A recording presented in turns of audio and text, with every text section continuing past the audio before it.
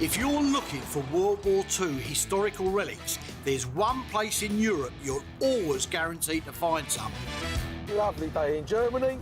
Me and the Mad Turk have come to Frankfurt and headed north to catch up with a collector called Eugen Krims. So you remember Eugen, yeah? Yeah, nice bloke, mate.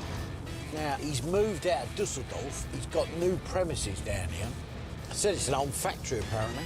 This was an important industrial region for the Nazis, and it took a heavy pounding from Allied bomber crews during the war. So if you're after a knackered World War II vehicle, it's not a bad place to start looking. Eugen, we found you. How you doing? Hey, Bruce. All right? How are you? This is very nice, mate. Very nice. Remember Hoos? Hello, Eugen. Yes. Who's the money man? Pleased to meet you. Can I have a look round? Can we have a look? Yeah. Yes. Oh, it's big, isn't it? Really big. It's like a tank workshop. Eugen salvages World War II military vehicles of all kinds, and he has some which you'll struggle to find elsewhere. And some of the smaller items here are equally rare. You've got so much room in here. Yeah. What's all this, Eugen? It's German military stuff. Yeah, I can see it. Is that a rangefinder? Yeah, it's a rangefinder. You must look inside. Yeah. So much equipment left at the end of the war. It's just incredible. Show me how this works, mate. Yeah, you must open it like this and this. And then you must open it here. And then you can look inside. Okay. You're quite good at that, because you're a bit of a peeping Tom. Shut up. Oh, yeah. Come in handy where you live, that, wouldn't it? Firing a big gun could be very hit and miss, literally. And the biggest problem was distance. If you look through one eye or lens, it's harder to judge distance. You need two eyes. The wider apart, the better. The optics and mirrors in this German EM34 rangefinder turn you into a kind of stalk-eyed fly. You lock onto a target, match up the images from each eye, and bingo, it tells you how far it is.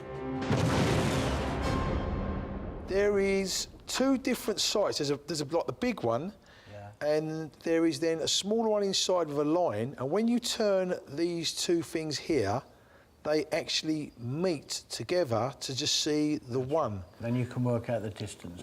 This thing is valuable, not just because it's rare, but because the optics are as clear as the day it was made. Eugen, so how much would that sight be? Good price for your old mate. I think 550 euros you must pay for this. It's a very perfect condition. Yeah, it is. It's The just leather is perfect on the side. I think it's a good price. 550. It's a little bit. That's a bit too high. Look at the leather. It's perfect. It's nothing broken. It's good. 300 euros. 350 euros. 350 euros. Yeah. Done. That's it. Lovely. Yeah. Deal, mate.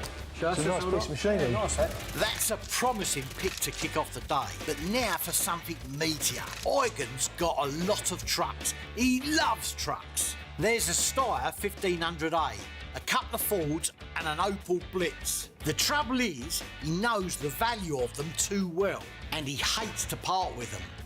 I need to find something he's keen to shift. Come on and look out of the window. Out the window. Look at this. If that heap of rust in his garden is what I think it is, my journey hasn't been in vain. Can we go and have a look at that? Yeah. Yeah, we can go. Oh dear, I wish I hadn't looked out the window now. Never mind Eugen's nicely done up trucks. This is where I'm going to make my money. I didn't know you had this thing. Has it got a serial number on it? The Germans were meticulous record keepers and used serial numbers like this to record a tank's life. They can tell you where and when it was built and what number it was off the production line. 323. That's interesting. Yes, it's a Bergehetzer. I knew it! This thing is a super rare Bergehetzer. These things were battlefield recovery vehicles. If your tank got stuck in a forest ravine or ditch, this is what would get you out. It had a bulldozer spade-style thing to wedge itself in place and a powerful winch and other handy attachments. Only around 170 of these were made. There are none left in the world. This isn't rare, it's unique. Now I can see the possibility that we could do this. We have the ability to make this complete again. Once we've done it up, this beautiful, ugly heap of rust could be worth 400 grand. That's like 2 Lamborghinis. Eugen, is there an opportunity to possibly buy this? Yeah. This it's piece possible. of scrap. No, not scrap. Not It's scrap. the original one. It's gold. Bruce, when I see this, I just see about 6 ton of rusty scrap. Eugen, so what sort of price would this be if it was for sale? I have another idea. 20 years ago, I have a perfect GMC truck. But I don't have so many space, and I sell the GMC truck. Is he changing the subject or what? Suddenly he's talking about an American GMC truck. Stephanie, my wife, every time says, you sold the GMC truck and it was so a nice car, I like this car, and now I have space. Yeah. Maybe you find a very nice GMC truck and we can swap, it's not a problem. Ah, he wants to swap. I can have his rusty shell of a Bergehetzer if I find Truck Mad Eugen an American GMC. As a gift for his wife, no less. So you'd be interested in a GMC, the canvas-covered one, yeah? Yes, a canvas one and with a winch on the front, that will be perfect. GMC stands for General Motors Company, which produced this, one of the most iconic army trucks ever. These were the tough trucks that carried the tough men who bravely finished off the Nazis in street-to-street fighting at the end of the war. So if I could possibly find you something like that, we could maybe have a deal on Yeah, we something can like this. swap. That's perfect. See? But we've still got to find about 10, 12 grand to buy this truck Doesn't again. matter. You've got to look outside the box. Forget about this is an historical vehicle. And to get an exchange with Eugen for a GMC truck is a dream come true to me. This is typical Bruce. By doing a swap, he don't see it as spending money. Take the numbers and we'll go and have a chat about it then. I'll take a Eugen. picture of these. Maybe we can have a beer now. Yeah. Hoos has become obsessed with the Red Bull Express and the rifle grenades the Germans used to fire at the GMC trucks. So I'm planning a little historical treat for him. He'll have the best grenades we could possibly try and get. Oh, please, Hoos, honestly. My old mate Ben is a serious munitions nut. If you want something that explodes, he's your man. Hey, Mr. Bruce. Mr. Ben, how the devil are you? Yeah, good. Freddie? Hey, Freddie. Yeah, good. I've come for me 3 samples. Come on, Mr. Bruce. Ben's got his own little museum here in Overloon. But what the public get to see is just the tip of the iceberg. Oh, yeah. I can see some goodies here already. Yeah, I know. Blooming hell, Ben, I didn't know you had this much in here. This is Yeah. incredible. Yes, bombs, projectiles, cases, It's grenades. got to be the biggest collection in the world, mate. You've got every conceivable piece of munition I've ever seen. It's like bombs are us. Then I spot something very rare out the corner of my eye. It's out of a tank, isn't it? Yeah, it's it is. an ammo rack, isn't it? Yeah, it is. How do you open it to start with? It has a lock for child, but I will... Yeah, Well, yeah, look. But it... Oh, You open it like this. I've only seen them in drawings. Yeah. So, when they take out the rounds Right. like this, they close it. Right. How clever's that? Flat pack. That's incredible. Imagine you're in a tank. There's you, 4 other blokes, and about 90 shells. You don't want the shells just rolling around on the floor, but at the same time, there's not much room for shells. So for German Panther tanks, they came up with this collapsible ammo rack. But for some reason, not many of them have survived. And as we know, rare is good. I've never, ever seen one of those. That's really nice. Original color. Ben, is that for sale? Now make me an offer. Without the shells, yeah? Mm-hmm. If I gave you £200 for that, how would that be? Nope. No. All right, 250. Nope. £300. Nope. Come on. How much? 500, Bruce. 400. Come on. What? Oh, Bruce. Give me 450 in pounds. Done. Okay. Very nice. This is a slow burner. A tank ammo rack won't necessarily sell quickly, but when the right knowledgeable collector comes along, they'll get very excited. Now back to the main mission. Rifle grenades. Yes. I need to get some to actually test fire. This is the Model 40. Right. Hollow charge. Right, OK. So that would be used against fixed targets, vehicles, that Yeah. sort of stuff, yeah? Yeah, small This armoured cars. Against infantry Yep. and personnel, yeah? Yep. OK. Suppose you're trying to stop a convoy of trucks. You could throw a hand grenade, but you won't get the distance or accuracy. So all sides in the war use rifle grenades like this. And this is what they can do to a vehicle. Now you see why those deuce-and-a-half drivers had to have guts. Ben's grenades are deactivated, of course. That's why I've brought Freddie with me. He's going to organise an armourer to get them legally ready to rock back in the UK. How much are these each, Ben? Roughly? Because you're such a good friend. I know. 30 for that one, 40 for that. OK, so what's that? We need 6 of these? 420 euros. Ben, bulk buy. Can we knock a bit off? 350 for the lot? That's a good price, isn't it? Come. I'll send you a video of us firing them. Mm-hmm. How's that? Okay, we Well have a done. deal. Thank you, Ben. Yeah, You're a yeah, gentleman. Lovely. I've got Hoose's presents ordered and for a good price. I've got a deadline in Germany to meet the twins and Eugen. But the dealer in me can't leave without making a play for something bigger in Ben's collection. It's huge. How much that weigh? It's 1,000 kilo. The British called it a G-mine. The Germans called it a Monika. You drop it into the sea from a plane. Of course, there's a problem when you drop a huge mine 6,000 feet into the sea. When it hits the water, kaboom! So Monika wasn't primed.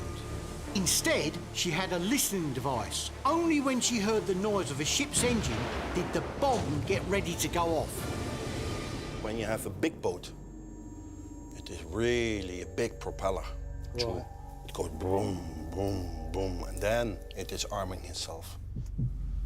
So how would you go about diffusing one of these?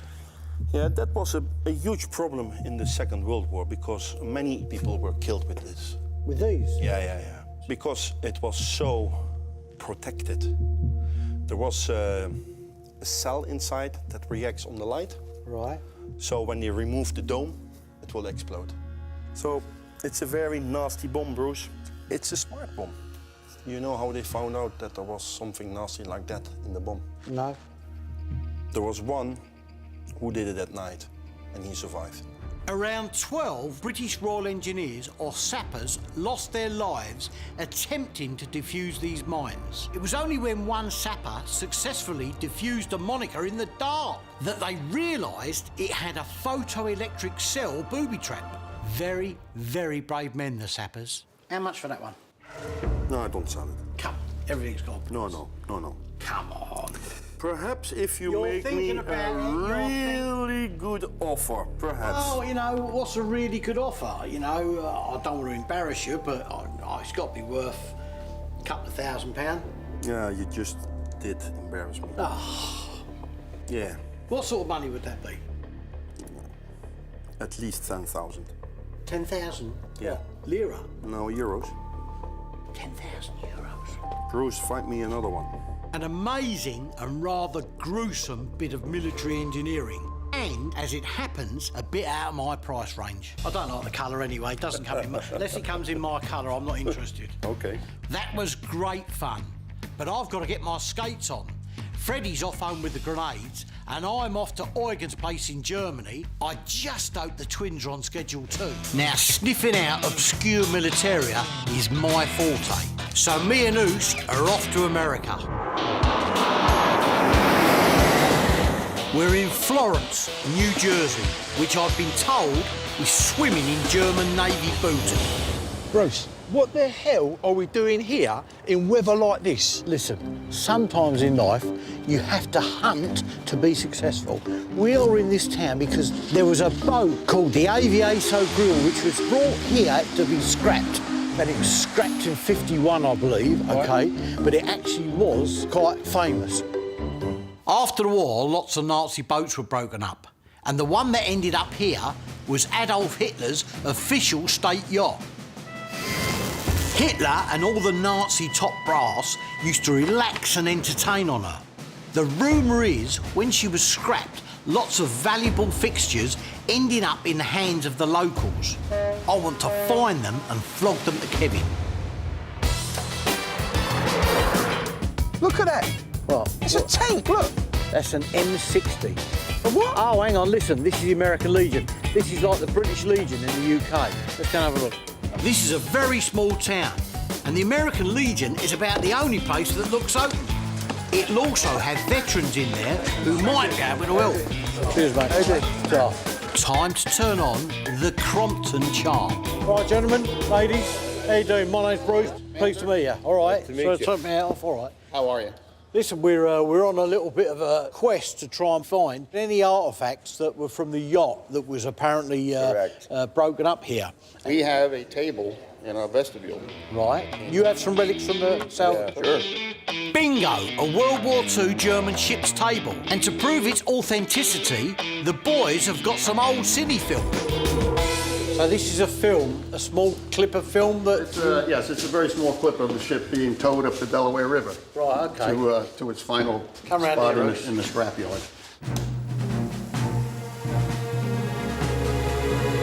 I mean, it's in colour as well. Well, I'll be, look at that. This footage makes you realise the size of it compared with the tugs alongside. Incredible. Now it's time to try and buy a bit of that unique yacht. Well, I'll be. This is a table that came from the ship. My understanding is that was used for displaying maps and charts and things. There is, if you want to pull it on out, there's a drawer on the end. You'll notice it's quite deep. So this is for charts and maps, yeah? I must ask if there was ever a possibility that it could be for sale. No, we look at it as something that's priceless. It's spoils of war. This ship's table is special to the veterans here. It's a relic reminding them of a terrible war, the sacrifice of their comrades, and so much else. This is where it belongs. Well, gentlemen, if we could have a beer with you, it'd be a pleasure and an honour. Well, it's all a pleasure to have you Thank here you with very us. much. Cheers. It's a good job we did stay for a drink, because at the bar we get another tip. Unbelievable. So it's a working toilet. It was a working toilet until about 4 or 5 years ago. Hold on a minute. A Kazi? We're going to trudge through the snow for a German bog? The auto repair garage, Right. a few blocks from here, is Greg's Auto Repair Shop. Oh, that's great. It's our pleasure. Oh, look, this is it. Greg's. It's got to be the garage, mate. We've called ahead, and sure enough, there's a bloke here with a bit of porcelain procured from it estate yacht. You open it, go. Is this Greg? Pleased to meet you, Bruce. This is Oos. I'm Bruce Greg. Pleased to meet you. Now, how did you originally come by this toilet? The previous owner took it off the boat. He was friends with the owner of the salvage yard. Right. They didn't have a bathroom, so every time they needed to use the bathroom, they had to go across the street. Right. So when they put plumbing in, they decided to put a toilet in. The owner of the salvage yard said, come on over and grab one. There you go. So that, I've got to tell you, is a piece of history. I can get you one in from a hardware store. Well, I know that, but the one from a hardware store didn't come off of Hitler's yacht, did it? You think what that's had sat on it. Now, bear in mind, he was a vegetarian, so light load and all that. This was one of many toilets on the boat, so it's not certain that Hitler ever used it, but it's the only one left, and it's an authentic German Kazi, which would be great for Kevin's S-boat. So, Greg, look, we're here, on the moment, ballpark figure, roughly. Come on, give me something to work with. Is it worth a couple $1,000s? I don't know what it's worth. Couple of $1,000. Well, I've got to be honest, it's a lot more than I thought. I don't want to get into some sort of silly figure money. I want to be fair about it, because I've come a long way and all that. And, you know, seem to be a really nice, genuine guy with a history and all that. But I'll take it off your hands. I'll pay you $1,000 today. You don't think you could do 15? Remember, I've got to ship right. that back and hopefully get it back in one piece. Yeah. It's a good deal, isn't it? Best deal I've ever had. Yeah. Offered to me, at Yeah. least. So we got a deal? Deal, son. All right, well done. Thank you, Craig. so that's 670 quid. But for a bolt from the German state yacht, I'm hoping Kevin will pay a couple of grand, which leaves me feeling flush. That's the dearest toilet I've ever seen in my life, and I hope the bottom don't drop out the market of it. It won't, trust me. I'm going to see Greg and I'll leave you to it. Yeah, Come on, thanks, Greg. thanks, mate. Cheers, mate. Believe this goob. Be careful. Don't break it. There's a bit of kit I've tracked down in Illinois, which I've wanted to get my hands on for ages. Last year, I came this close to buying a rare, beautifully preserved World War II filled kitchen. It's not for sale. It is, it's in the cabinet. No, it's been taken out of it. I was miffed, I can tell you, that a bloke called Bob could soon become my new best mate. He said he'll be working in here. Bob? Hello. Nice to see you. This is Freddie. Hi, Bob. Nice to meet you. So you're doing a bit of work on the old RSO, yeah? Oh, yeah, just kind of checking the oil, just fooling around with it. They are so ugly. In England, we would call this pug, means flat-nosed and ugly, a bit like Freddie, you know? So, as much as I would love one of these, Bob, I am here for an addition to my barbecue at home. Okay. Such as a German-filled kitchen, if we could have a look at it. No problem, it's right over here. Oh, that's nice, mate. It's very, very nice. Actually, it's in better condition than I thought. Have you used it, Bob? Yes, we use it when we do our vehicle rallies. Yeah? And what, you've actually cooked and soups and all that? Oh, yeah. So obviously the oven works, the wood... Yep, the grates are in it. Right. This is a 1943 model. Spotless, isn't it? Yeah, yeah. How many people would this feed, then? This is about 250 people. Is it? Yeah. The Jews and Eastern Europeans were forced to slave in Nazi factories and deliberately starved. And by the end of the war, even ordinary Germans struggled to get food. But the Nazis looked after themselves. And being enthusiastic Greens, the SS even had their own special supply of organic food. Though German soldiers in the field turned their noses up at the vegetarian option. This here is the sausage boiler. Right. This is your main soup pot. And then over here is your coffee pot. And this is your coffee strainer. Bob, it's really nice. Could we pull it out so I can have a proper look at it? Sure, it's no problem. It's real easy. Pull, push, whatever. Fred, you're gonna have to do the brake. Right. I'll just push towards you. OK. It's not nearly as heavy as I thought. I suppose it is when you got 200 gallons of soup in it, though. The field kitchen's nickname was the goulash cannon. And when you see the chimney stowed for transportation, you can see why. It actually does look like a piece of artillery. Hence the goulash cannon. Yeah. Even the modern British Army still has a more modern version of this, Yes. but it's a towed trailer cook set. Right. And it runs on gas now. I mean, it's really nice. It's actually nicer than I thought, but it's all about what it's going to cost me. Have you got a figure in mind, Bob? Yeah, I got at least have 20 grand out of this thing, US. 20, the exchange rate is at the moment? It's about just over £13,000. I was looking to spend about 10,000 US. No. We had to rebuild all the fireboxes and then find all the little bits and pieces and accessories. Well, you're gonna have to do a little better than that. I've got to get it shipped, don't forget. That's going to cost me a packet. Yeah, it's gonna cost you at least 3,000 US. Oh, I can come up a little bit. Look, 12,000 US bucks, dollars, smackers, whatever you want to call them. How about 18? It's still too heavy, mate. I've got to be honest. It's really, you know, it's It's a nice field kitchen. It's really nice, and it's just what I want. If we can close the deal today, 15,000 US dollars, and we got a deal. You're nearly there. Come on. I can see your hair moving. Oh, all right. Okay, 15,000. Thank you, Bob. That's great. I'm happy with that. Including my shipping costs, that wasn't exactly bargain basement. But I'm pleased with the goulash cannon. I'll hang on to it till the right buyer comes along, and that's when I'll make my profit. Now, what other rarities has Bob got hidden away? I've got some personal items over here in these little boxes. And what's this then, Bob? Well, that's an oil viscosity meter that the Germans used during the war. Which was used on vehicles? Yeah, Or? they use it on vehicles. They would do is they'll get a drop of oil from your transmission or your engine block, and they would put it in this little tube here. and then they would flip it up and watch the air bubbles go up to the top to see how fast it goes. So if this tube matched one of these bubbles and the speed it would go up, that would tell you what viscosity you had. So it's an engine oil testing kit? Yeah. A military vehicle is only useful if it's running, and that means checking the oil. And typical of the Germans, they had a fancy, needlessly complicated bit of kit to do it. Thin oil is bad and moves fast. Thick oil is good and moves slow. So the red, orange and yellow, do you know what condition the oil is? If it went the same speed as the red, you were in trouble. Right. Right, yeah, I'll be interested in that, but, I mean, how much, Bob? That's the thing. I mean, they're nice, but... $250. I like it, but I don't like it that much. I know that anybody restoring a vehicle, obviously this is part of the toolkit. Right. You got everything here. You got the little dip tube. You got your little cleaner for the inside of the glass, and also even has a little manual in there. They're getting harder and harder to find. Yeah, I do appreciate that. $100. How's that? No. I can't do $100. They're rare. $120. Come on. You know.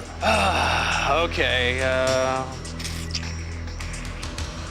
150.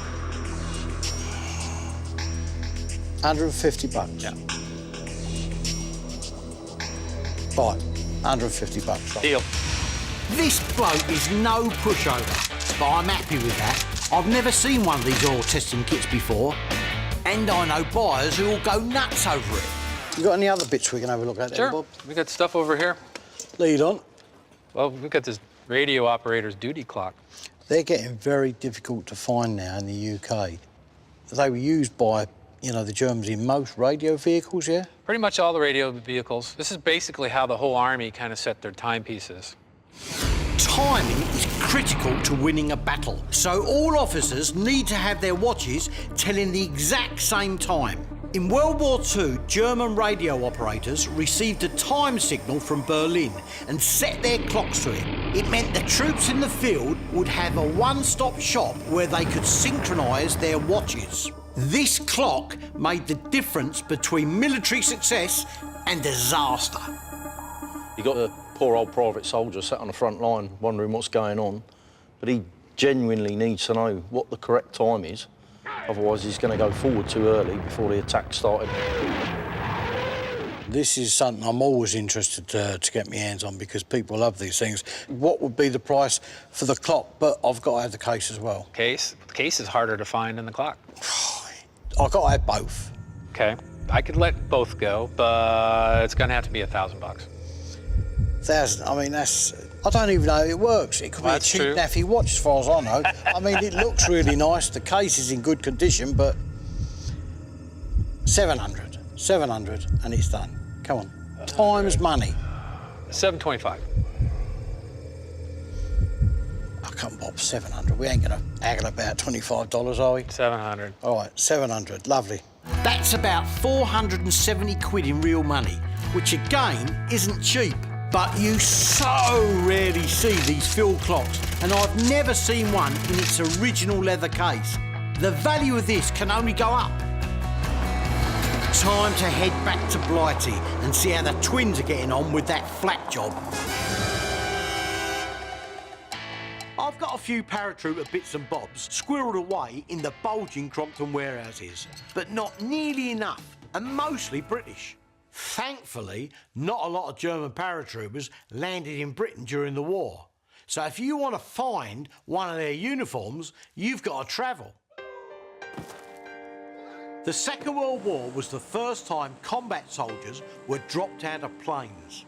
An army of heavily armed blokes falling from the skies must have been a strange and terrifying sight. A new kind of war in which the Germans were pioneers.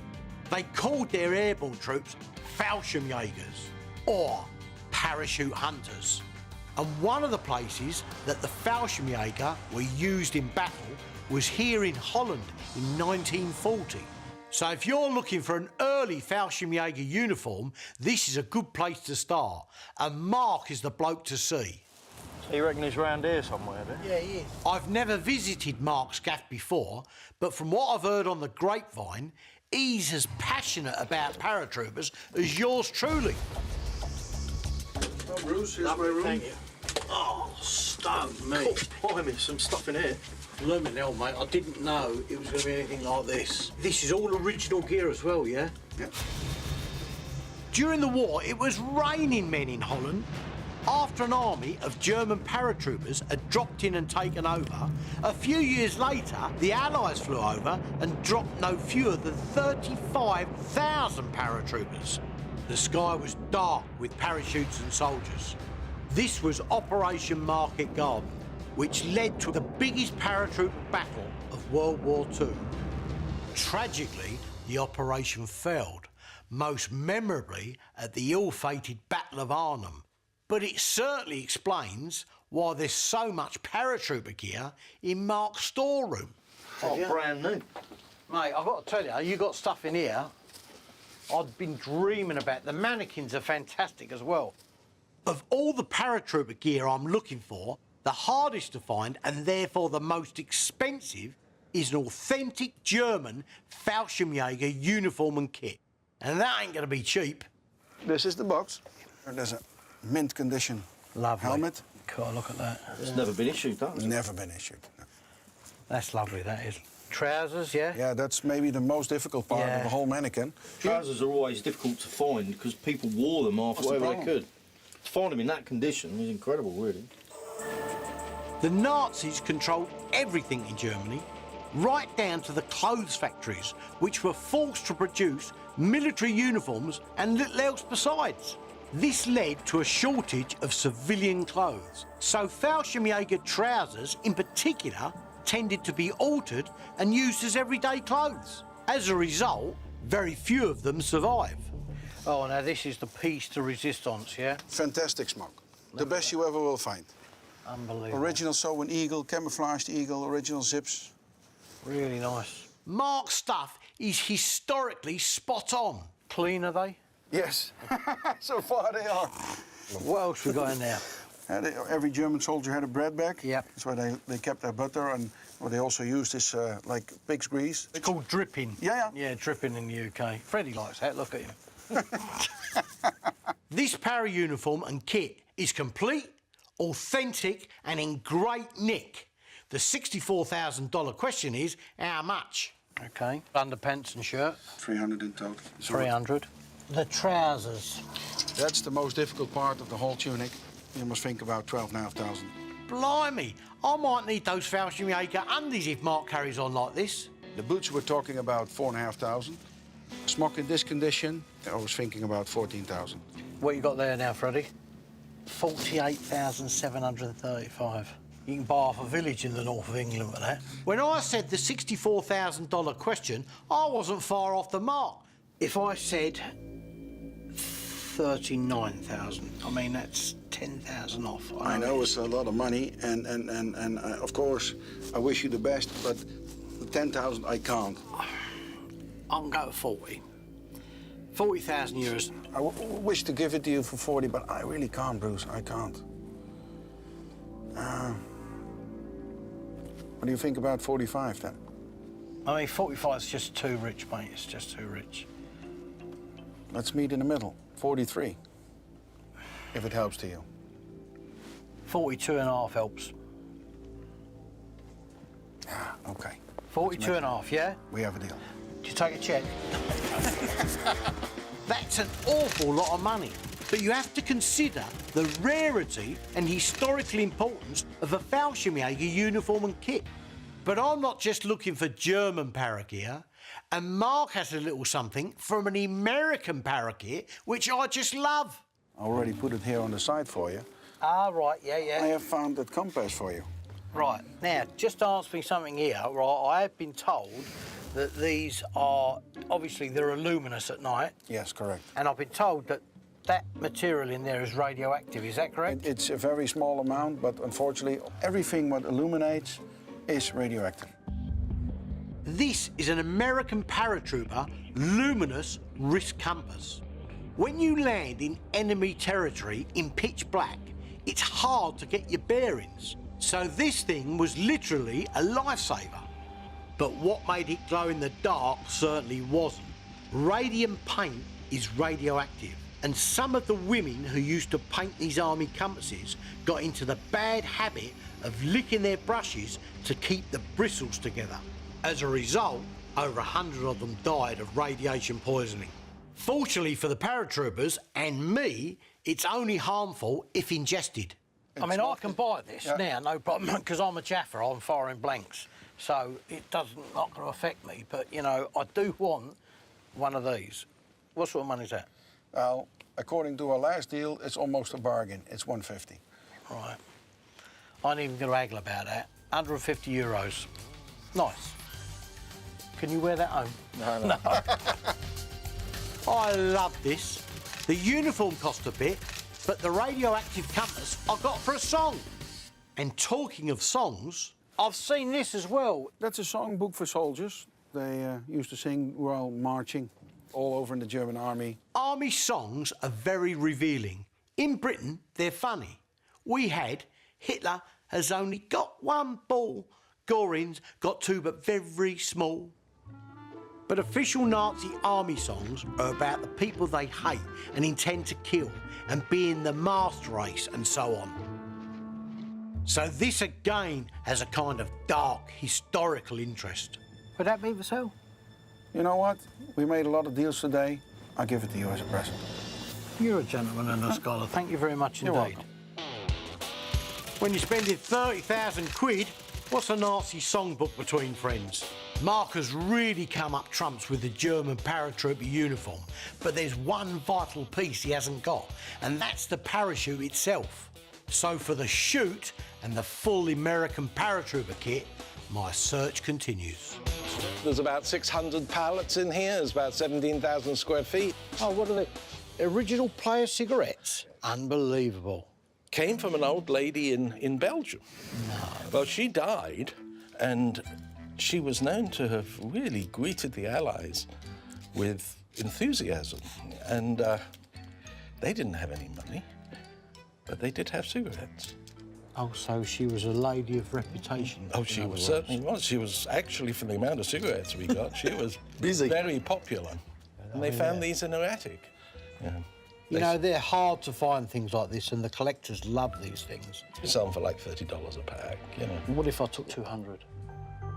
If I said $15 a pack?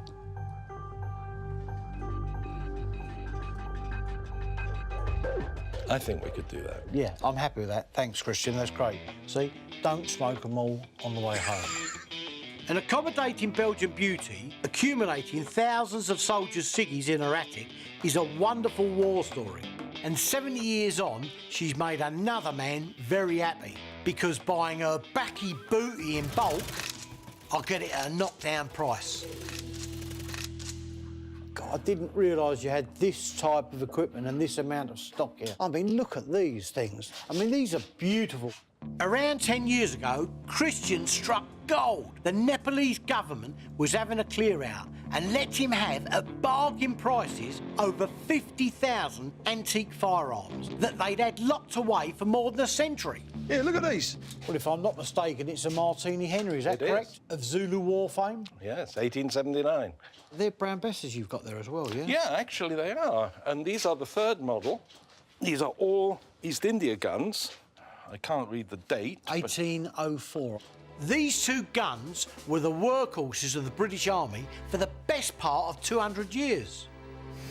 The Brown Bess musket was introduced back in 1722, but was still in use almost a century later at the Battle of Waterloo.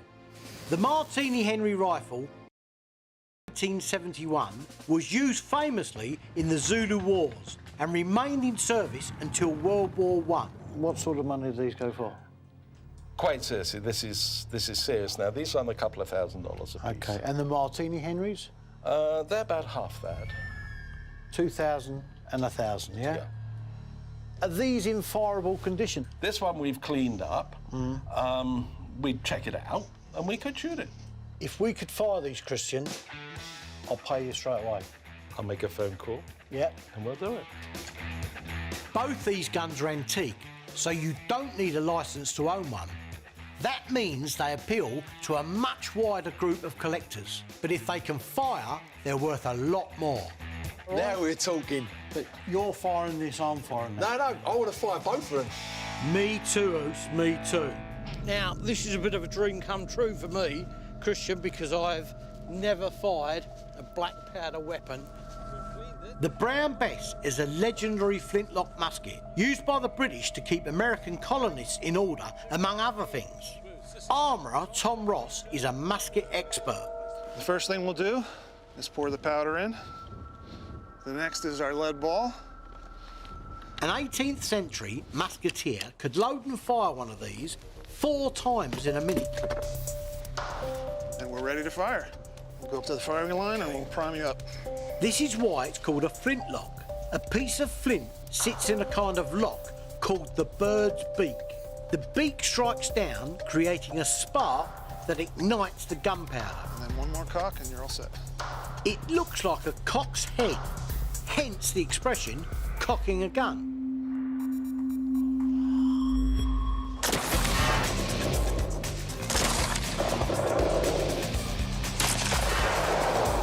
Hoos, look, second target down, right-hand side. That's how it's done. I reckon I was a musketeer in a former life. I've just fallen in love with Brown Bess. Let's see if Hoos Tanyan can match that. Good luck. Shut up. Now you can pull the hammer back, one cock, right there. And I'll prime the pan for you. Cock it back one more time and you're ready to go.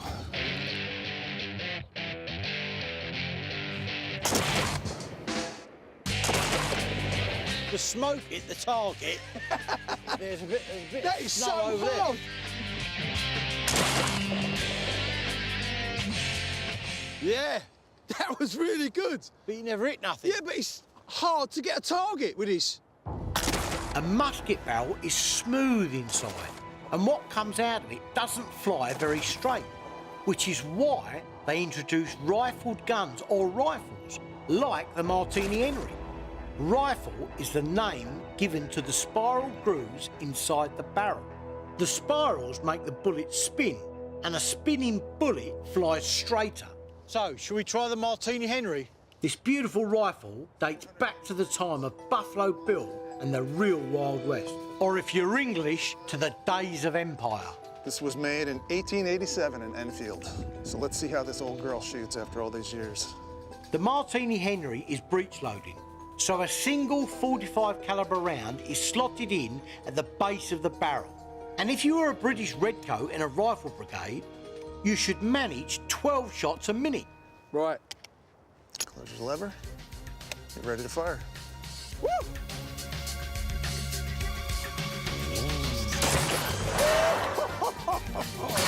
That was fantastic. What a shot, man.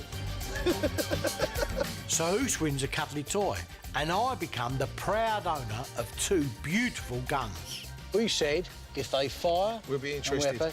We're not interested. We're happy, Christian. Thank you very much, sir. It's been an absolute pleasure. You're mate. very Really welcome. appreciate it. Thank you so much. 1,900 quid for 2 highly collectible weapons. Following a hot tip from Jim, a fellow ex-paratrooper, Airborne Brotherhood, you're done. That's what I'm talking about.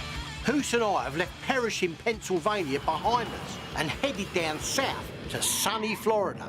Not to buy anything, I confess, but to carry out some vital historic research on the last leg of our American airborne adventure. You're looking at a bit of history here, mate. I mean, it's just beautiful. Unbelievable, isn't it? The tip-off I got in Pennsylvania was that I might be able to hitch a ride in this beautiful bird, one of the greatest warplanes in history, the last authentic functioning B-24 in the world. This is the Liberator. Now, for me, outside the Lancaster, this was the workhorse of the war against the Reich. I mean, I'm in absolute awe here. This is outstanding, isn't But it? you just got to look at the size of the I thing. know. I mean, it screams, come on then, let's have some. What made the B-24 Liberator so special was Henry Ford. The truth is, the Allies won because they outproduced Germany and Japan. This brilliant plane was mass-produced at Ford and other factories by the thousand. There were more of these Liberator planes built than any other American bomber in history, and they dropped more than 500,000 tons of bombs on Nazi Germany. Riding along with me on the flight is 91-year-old veteran pilot Bill Getz, who tells me he flew these during the war. I'm trying to imagine what it must have been like, you know, as a young teenager, 20s, flying one of these things. I mean, you know, what was it like for you? Sheer terror. Absolutely no mission that all of us were not in sheer terror. It's pure chance who was going to get hit so badly that it would take them down. Bill was right to be scared.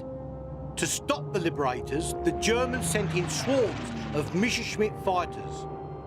So many Liberator crews were killed, the plane became known as the Flying Coffin. To defend the bombers, Mustangs were sent in to escort them, just like the one over here. And I've just told Hoos about the treat I've lined up for him. I can't believe I'm flying in this. Seriously, I'm petrified. No, I'm... All right, you ready? God, I'm shaking, man. Right, okay. Watch your head. Okay.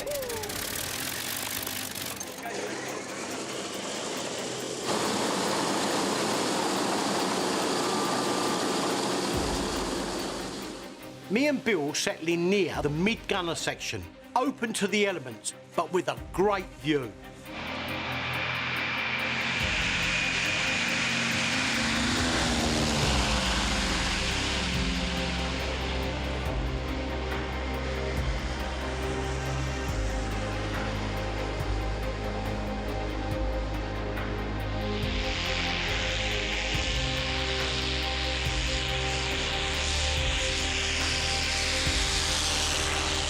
Let's do it!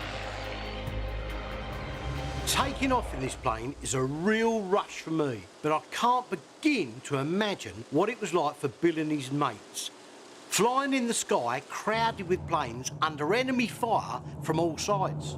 I've always wanted to know what it felt like to be up here. Yeah, it's a horrible place to have to be in. Hoos's Mustang pulls alongside us, and we fly in formation. This is how a Mustang would have escorted a Liberator in the war.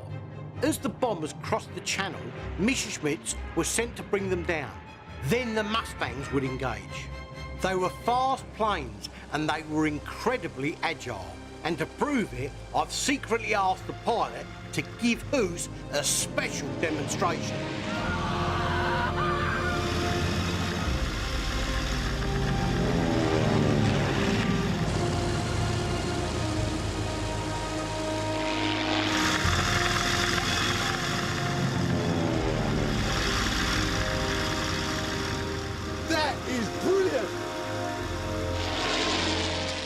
It's been a moving experience to fly in a B-24 Liberator, especially escorted by a Mustang, and even more so in the company of one of the brave pilots who flew them in the war. So while I'm talking, you have a mooch and a rummage. I'm in the Netherlands with Freddie. I know a couple of dealers in Holland, but I've never really explored the country properly. And there's one bloke in particular I'm keen to meet. Listen, he's got an absolute bundle of stuff, mate. German stuff, American stuff. I've never been here, but let me tell you, just based on what I've heard and what I've seen, we should have been here ages ago. Yeah. We've arrived in the old industrial town of Nijverdal. There used to be a thriving Jewish community here until German tanks rolled into Holland in 1940. The Jews were sent to be murdered in the camps, and the Dutch men were sent to slave in the German war factories. When the Dutch resisted, the Nazis cut off their food supply, and tens of thousands starved to death. I'm told there's a bloke here called Jupp Standman who's sitting on a big stash of World War II relics. You reckon he's round here somewhere? Yeah, he is. He said when you get there, you'll recognise it. It's like a tank. Oh, that's it. That's what he's saying. He's parked out the front. Jupp Standman's place is hard to miss. It's the one with the 30-ton SU-100 parked out front. Here's the office here. Stop here. Just stop here. Let's go here. Lovely. That car's definitely too small for me. Yacht. Hello. Hello, Bruce. Pleased to meet you. This is Freddie. Hello. We found it. I'm on a budget at the moment, so this is more of a recce than a buying trip. But you never know, there might be something here that tickles my fancy. The Netherlands was liberated by the Canadians in a series of battles lasting several months. It was a tough old scrap and lots of gear got left behind, including, by the looks of things, a whopping great searchlight. It's huge. It is a 1.5 meter length, 1.5 metre. And it will light up to 12 kilometers up in 12 kilometres high. The Nazi in charge of the Netherlands set up headquarters here in Nijverdal, so it got heavily bombed by the Allies. Bombers mostly flew at night to avoid being shot down, and it took the enemy thousands of rounds of heavy ammunition to bring down just one plane. The biggest problem was seeing it, so massive searchlights were, in themselves, vital weapons for both the Germans and the Allies. It is really nice, but you know, for me, it's not about being nice and functional. It's about how much it's going to cost me. Do you have a figure in mind for this? We're looking at 20,000 euros. Is that a special price? That's a special price. I'd hate to have a very nasty price from it. 20,000. Listen, 20,000. It's nice. It's all there, but it's just a little bit rich for me. I mean, how's 15,000 euros? That's not a little bit moved. I can come down to 19,000. Yes. Oh, 17,000. Okay, let's do it one more time. 70,500. You got a deal. Okay, lovely. Thank you. That's great. 12 large sounds a lot, but it's an impressive bit of kit. And even with the shipping and my overheads, I should make a profit on this. That's great. I'm really happy with that. But I did notice that little item there. Now, is this what I think it is? It's a pigeon box, isn't it? Yeah? It is, yes. English, American? American. It's American signal corps. I've never seen one. Never seen one. Wartime radios were unreliable and communications could be intercepted, so troops took homing pigeons to the front line to carry back messages. Britain alone had a kind of pigeon army of around 250,000 birds. When they saw carrier pigeons, enemy snipers used to try and shoot them, so among the troops, the birds became famous. One pigeon, called Mary, flew for the Allies for 5 years and was wounded 22 times. And would you believe it? 32 pigeons were actually awarded medals for bravery. If they are that far forward and the batteries on the radios are dying, they haven't got a facility to charge them up.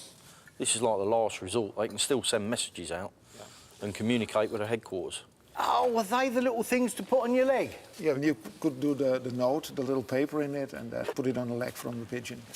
I've seen a picture somewhere, there's a big bank of pigeon roosts, and then obviously all the pigeons are coming in there, and on the other side is like a signaller taking all them little glass vials off, taking the messages out and going and have them decoded, because they're also sent in code in a lot of cases, in case they were shot by the Germans or injured and they got the message. So that's amazing.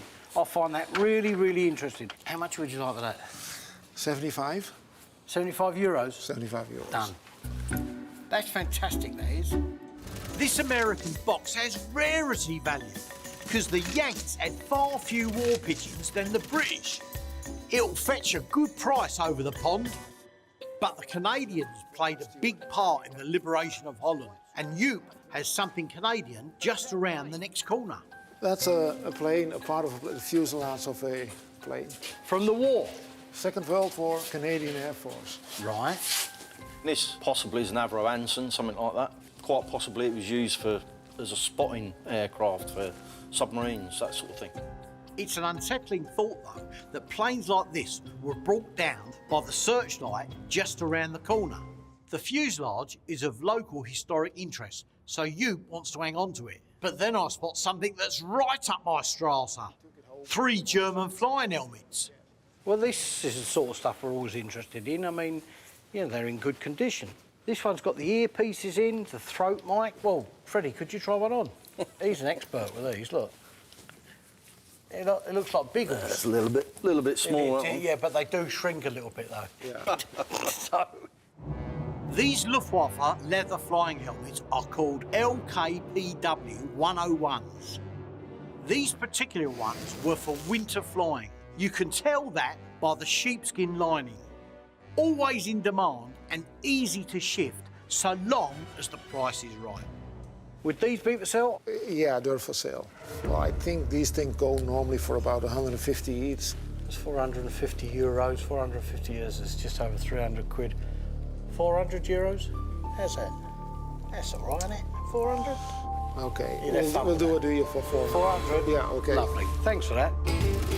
This has been a good record and a nice pick. I've acquired a humongous searchlight, a wonderful reminder of the squadrons of carrier pigeons who helped win the war, and some flying helmets from the German squadrons who lost it. So now you still need a plane. Now Freddie and me have got to act like pigeons and head home to Blighty, because I'm expecting a very special delivery. Lovely country. See, I'll take all the best places tonight, you know? I've left Freddie back in Blighty and grabbed Moneyman Hoos instead. We've come to Italy on the hunt for historic spy gear. I've been given the name of a bloke here with a special interest in wartime codes and communications. His name's Marrow. Mario? No, Marrow. He's as in the marrow, right? I've never met him or seen his collection, but I'm told it's impressive. Right, this sat-nav's all up the Swanee. All we got to do is find it. Right, round to the right. Now, round to the left. You sure we're going the right way? Seriously? Go round here, we're lost. Great spy's weird, mate. We've packed a sat-nav that's struggling to find Italy. That's their... No, mate, it's a mud road, mate. OK. We've been round here once and we're going round in circles. Excuse you. No, she's basically telling me jog on. In here. Right, gotcha. Yeah. This one here? Yeah. Yeah? Here he is. Let's go. See what he's got to say. Hello. Marrow, good morning. Sorry it took so long. We got a bit lost. This is Hoos. Nice to meet you. You have a wonderful collection, I've been told. No way. Oh, what? Blimmin' hell. Wow! Congratulations, sir. That's fantastic. Blimmin' hell, Hoos. Look at this lot. Very nice. It's like a James Bond movie set, this place. Mario's stuff is so well organised, definitely more of a collector than a dealer. But you can't do one without the other, and it looks like he's got more than he can handle right now. This is interesting, Mario. What is this? This is a flag used during the First World War for communication, like Morse code. Yeah. And look at the spring. Yes. When you make this, it's coming wide. So you can make a short wide, you make a dot. You make a long wide, you make a line. Morse code was invented in the 19th century in America for their newfangled electric telegraph system. It's a clear, concise way of sending a message, but the problem using it in war is that everybody knows it. To get around this, in World War I, each country had its own encrypted variations, known as trench codes. They would communicate it via telephone or blinking flags. Is that for sale? No, sorry. It's very clever. Marrow really loves his stuff, but I wish he loved it a little bit less, because I really need to buy something. Hoos, come over and have a look at this. Now, I'm going to tell you, and you're going to listen and learn. This thing is history personified. A typewriter? No. A typewriter? This is the holy grail of military antiques. This is the famous Enigma Machine. This machine represented what the Germans believed to be a totally unbreakable coding system. And Marrow's got one sat in his warehouse. I'm speechless. We all know the story of Alan Turing and his team at Bletchley Park. They invented a huge automatic calculating machine to decipher the German code. It was in effect the world's first computer. But it's a lesser known fact that years earlier, a brilliant Polish cryptographer named Marian Rejewski had already laid the groundwork how to crack the Enigma's code. Armed with Rejewski's work and Turing's groundbreaking computer, the supposedly uncrackable code was cracked. This machine, because our people broke the codes, helps win the war. There's no question about it. These machines were complex, so pay attention. Inside this Enigma, there's room for 3 rotors, chosen out of a set of 5, and changed daily. To decode a message, the receiver needs to put in the same rotor in the same order, tuned to the same position as the sender. Every time you press a key, at least one rotor changes position, in effect, changing the code. To quickly show you, if I press G, B lights up. If I press G again, X lit up. The combinations were billions. So, is there a lot of these, or are they rare now? They are ultra rare. Not many survived. There was one at Bletchley Park, the original one, and that was valued at £100,000. And I've got to ask you, Mara, would this be for sale? No. I prefer to sell my wife than this. You sell your wife, I'll give you hoose. There's only a tiny number of Enigmas in private hands, so I'm not surprised that Mauro is unwilling to part with his. It's nice to even touch one, but I need to find something else spy-related that I can buy for Eric's museum. Is this a German light messenger? Yes. For sending messages without radio, yeah? What is it called? Lightsprechgerat. Licht means light. Sprecht means speak. You speak into it and it turns your voice into light, which can be turned back into sound if you have the right receiver. It was invented not by the Germans, but by a Scotsman, Alexander Graham Bell, 4 years after he had patented the telephone. He called it a photophone, and the canny Germans adapted it to send secret orders. Is there any way that it could have been intercepted? Yes, if somebody your size stood in front of it. Shut up! You know, but it's a clever bit of kit. Maro, is that for sale? Yes. What would be the price for this? Be something like €2,000. Okay. Taking an offer, I mean, if I offered you 1,200, 1,200. We can make half, 1,600. 1,500. Okay. Thank you. Now, this makes me happy. It's just the kind of James Bond-style covert communications gizmo that will bring Eric's museum collection alive. I've got a near-empty van, and I've still got to find more bits for Eric's museum. Well, are they going to have what we're looking for, the spy and resistance stuff that we're after? You never know, like, we might strike out, so keep your fingers crossed. A French museum asked me to buy up as much World War II spy kit as I can find. I saw a lot of lovely bits in Italy. Problem was, most of it weren't for sale. But I'm en route to an old dealer mate of mine up in leafy Hertfordshire who says he has some spy items that might suit. I know I'm going to see about 200 other things I want to buy. You have got to stop me spending my hard-earned cash. Bruce is so easily distracted. We're here for resistance and espionage stuff only. Nice place, mate. Yeah, very nice. Oh! It's got to be in the garages, he said, isn't it? Here we go. Here, have a look at this. Bruce, how you doing? Listen, it's a fair old setup you got here, isn't it? Blooming hell.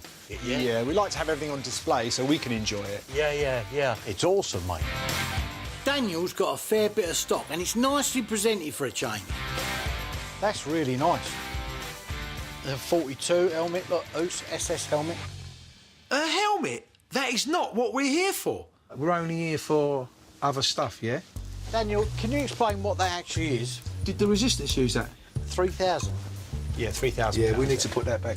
Come on, mate. Let's have a look at some resistance stuff. We are. This is resistance. You are resisting me. I am resisting. Come on. Hoos is right. I need to stay focused. Have you got any spy stuff, resistance stuff? How about a pencil?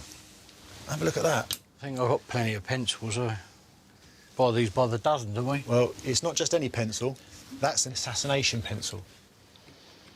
Inside there is a blade. That's awesome, really awesome. So this was used specifically by people that were going on operations behind the lines and that type of thing. So, yeah, secret agents, basically, yeah. So were these mass-produced or...? No, they were made on a very small scale by MI9. MI9 was one of the British Secret Services, and part of their remit was to invent gadgets to aid agents behind enemy lines. MI9's real-life spy gadget guru was called Charles Fraser Smith, who later became the inspiration for James Bond film character Q.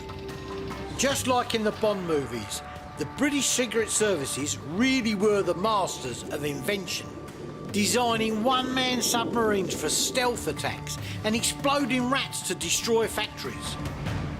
And apparently secret daggers concealed in pencils for use by British agent assassins.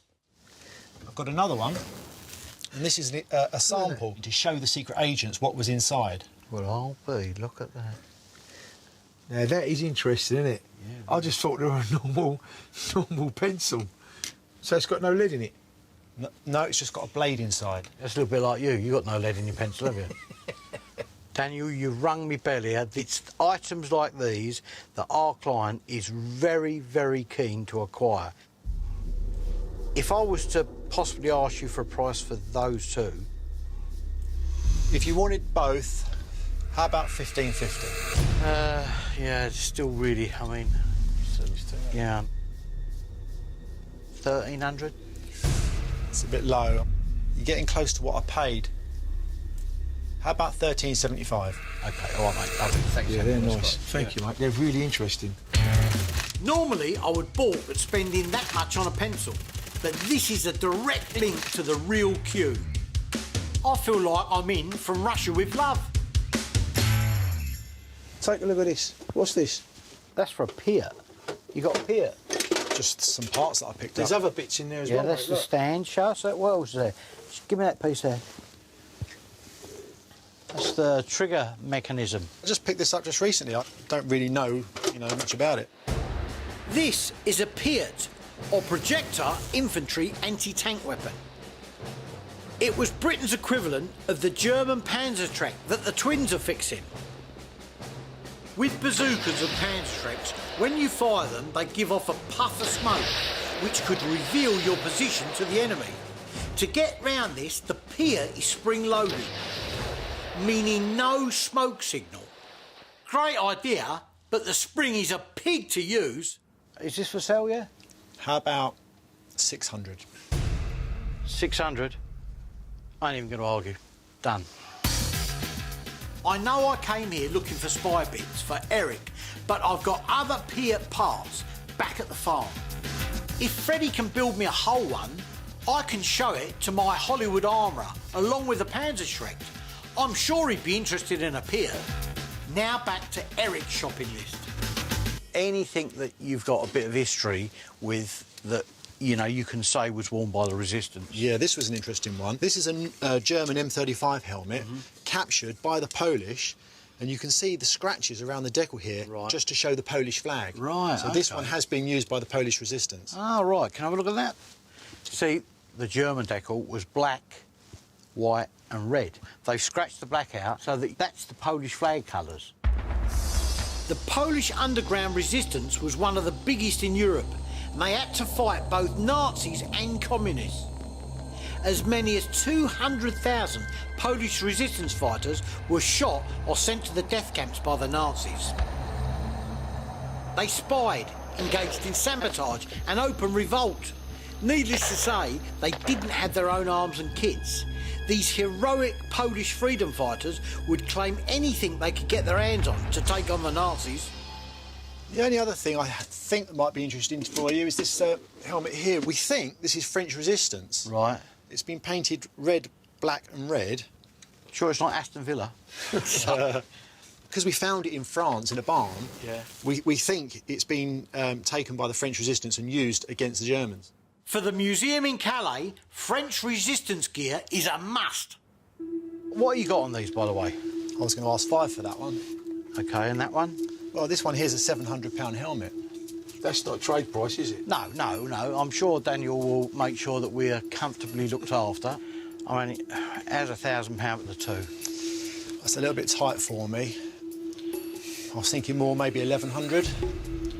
1,050. How's that? 1,050, and we ain't finished yet. We're still here. Go on then, I've known you a long time. Yeah, lovely. Helmets have always been a popular wartime memento, but these helmets, taken and used by the Resistance, tell a special tale. And that's what makes them valuable. I've got something else, Bruce, which is very, very rare. Have a look at this. What is that? It's an SOE, Special Operations Executives, silk code sheet to transpond home with the SOE radio. It's made of silk, so it could be hidden as a handkerchief. Yeah, I like that. It's really nice, Daniel. It's exactly the sort of thing we're after. Somebody's actually used this and decoded stuff there. The Special Operations Executive was Britain's resistance unit. Its nickname was Churchill's Secret Army, and it sent undercover agents all over Nazi-occupied Europe. But SOE operatives were a right mixed bag. They hired canny criminals straight out of the prison system, and about a quarter of the agents were women who were trained to kill, lie, burgle and seduce, all to send secrets back to Blighty.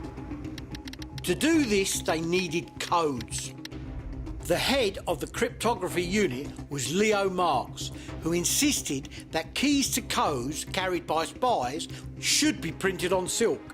Silk? Why do you think silk? Well, it's durable. You know, if it was paper, it might get ripped. It's washable. It's lightweight. It can be hidden as a handkerchief. I mean, you imagine that mounted in a nice frame on the wall in a small resistance stroke special operations executive display. It'd be awesome. It's interesting. The million-dollar question is, how cheap is it? I was going to ask you £1,200 for it. £1,200 ranky. That's a lot of money, mate. I mean, you got some movement on that? £900? My last price would be £925. £925? Yeah. £925. Thanks, Daniel. Appreciate that, mate. It's going to break my heart to pass this on, but it will go perfectly with the spy radio I bought earlier. The spy who used this hanky must have had a lot of guts and nerves of steel, not to mention a very dangerous pencil. Listen, thank you very much. It's been a pleasure. Thanks for the bits. I'm really happy with them, mate. I'll keep in touch. Thanks, mate. Come on, you've got a long drive. Daniel's really saved my bacon today with the items I bought. They are spot on for what that museum in France wants. Can't believe we're in Moscow, Bruce. Listen, the Russian market has opened up massively, and believe me, you can really get some good deals here. The people we're going to see could really have the golden ticket for us. We've come to Moscow on a picking trip. Russia's unique history has collectors back in Blighty screaming out for original Soviet kit. And we're starting our trip in one of the most iconic military landmarks. Well, there you go, Red Square, mate. This is the famous Red Square. It's where they had all the big parades. Home to Lenin's tomb, St Basil's Cathedral, and of course the dreaded Kremlin, fortified palace built for the Tsars. Quite imposing buildings, aren't they? I always thought the square was actually red. No. It's just after the Red Army, that sort of thing, isn't it? The communists used Red Square as a stage to show off to the world their vast military might, but it very nearly fell to the Nazis. The invasion of Russia was like lightning. Within just weeks, almost half of Russia's population was under Nazi rule. The Germans got to within 18 miles of Moscow, but then weather and the Russians turned against them. Well, I'm glad I've seen that. All right, let's go down here. We're heading to see my Muscovite dealer friend Dmitri, who I've known for nearly a decade. I've come to close a deal with him, but also to buy up some of his super rare Russian stock and get introductions to some of his most prestigious Russian clients. Hope you know where we're going, Bruce. I'm completely lost. Well, he said he was opposite the museum. The problem is he's moved offices since my last visit. Yeah, this is it. He said there's a picture above the door. We'll give it a go, eh? Come in. Dmitri, how the devil are you, my friend? All right? Nice to see you. Dmitri is one of Russia's biggest military dealers, and his little black book is like a Russian who's who. He's kindly organised a 3-day itinerary for me and Freddie. Let the adventure begin, comrades. I noticed through there you've got some very interesting items, so could I cast my eye and buy something? Here, for you, everything is for sale. God, well, Dmitri, I'm amazed you've got such wonderful stuff here. As one of Russia's top dealers, Dmitri's day job is searching the old Soviet Union for unique kit you wouldn't find anywhere else. But what are the rarest things you've got here? I will show you the item where you never see a price tag on. Right, OK. This officer's uniform of the Tsar's elite palace grenadiers may well be the last of its kind. The officer who wore this would have been a noble, a member of Russia's ruling class. This unit was nicknamed the Golden Company because of its lavish uniforms and posh officers. Where did you find this? Here in Russia. This was in theatre.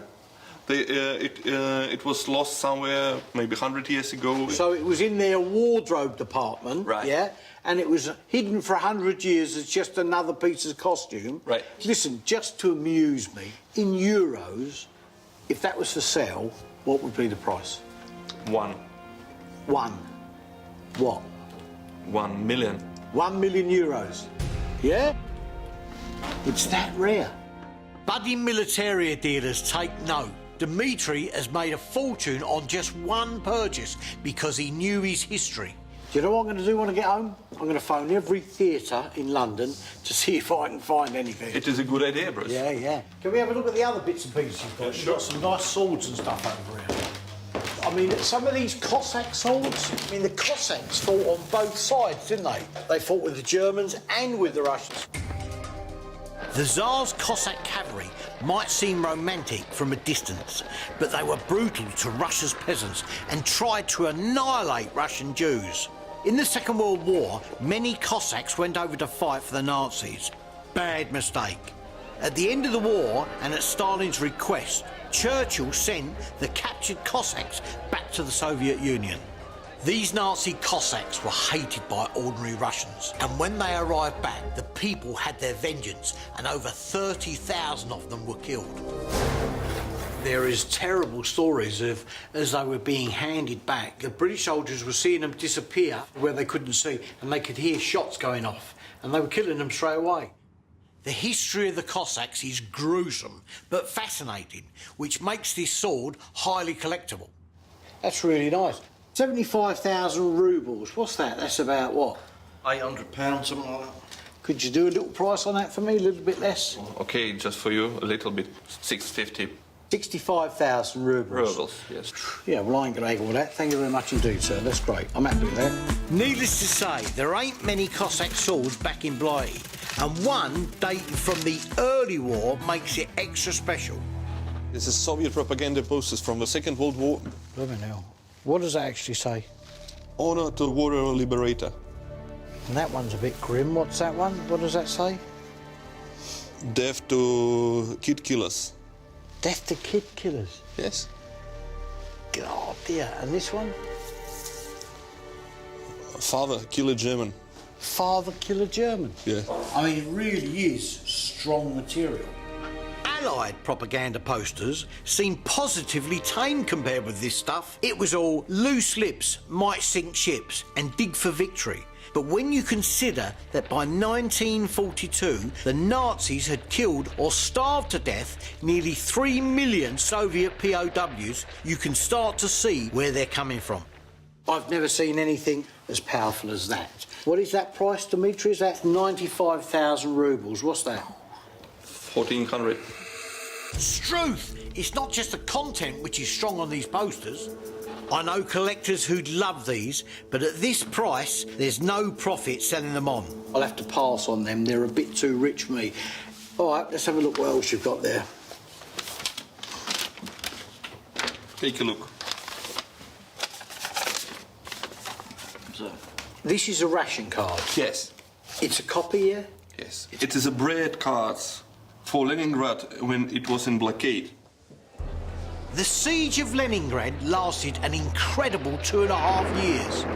It's estimated more Russians died in Leningrad alone than all the British and American soldiers and civilians in the whole of World War II. People were eating twigs and household pets and shoes. More than 2,000 people were arrested for cannibalism. According to police reports, human flesh was being sold on the markets. Blooming Nora.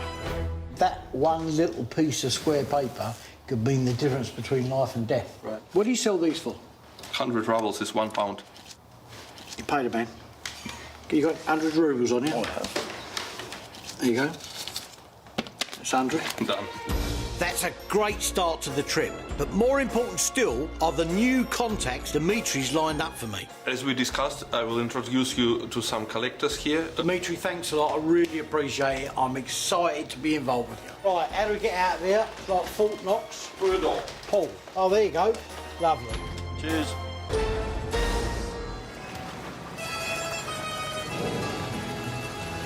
This is a place to have a gaff, isn't it? Definitely. I'm in Venice on a picking trip, my very own Italian job. In the past, Italy's tended to be neglected by collectors of military relics, but that's beginning to change. I wish I could start every little picking trip like this, I've got Well, to it's tell you. good to be able to mix the business with pleasure. Look how beautiful this place is, and this place is brimming with history. I love Italy, though it's a sad fact that fascism was born here.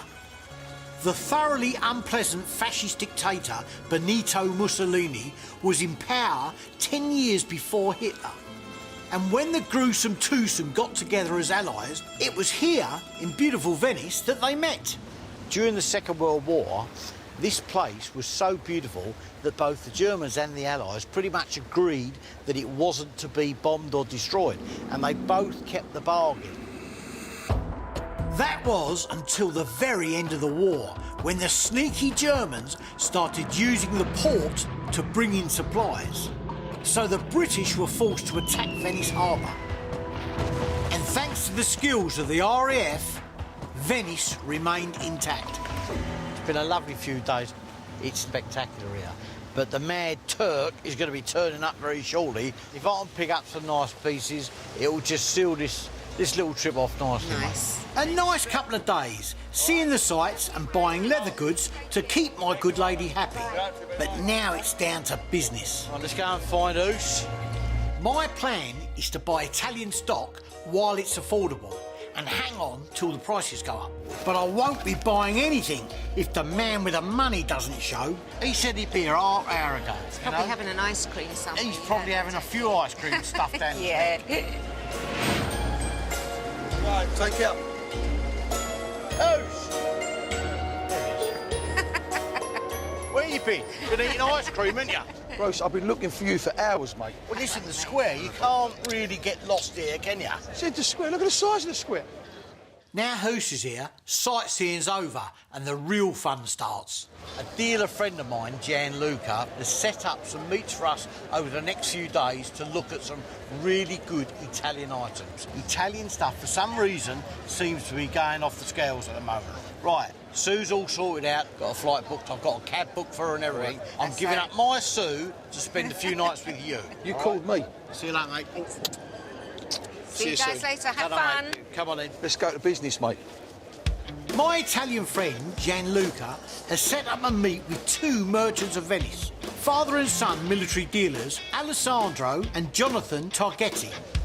They have a little family business trading in Italian Second World War bits and bobs. But with canals instead of streets, finding the meeting place is a bit tricky. Where are we meeting them? Well, here, this Fondamentale Nani. Apparently there's a little square here. Well, it's got to be down here, isn't it? This is the road, isn't it? Or the river. We'll go down here, we'll wait down here. Well, listen, this has got to be the little square. We might as well just wait here for them. What were they called? Tagliatelle? Tagetti.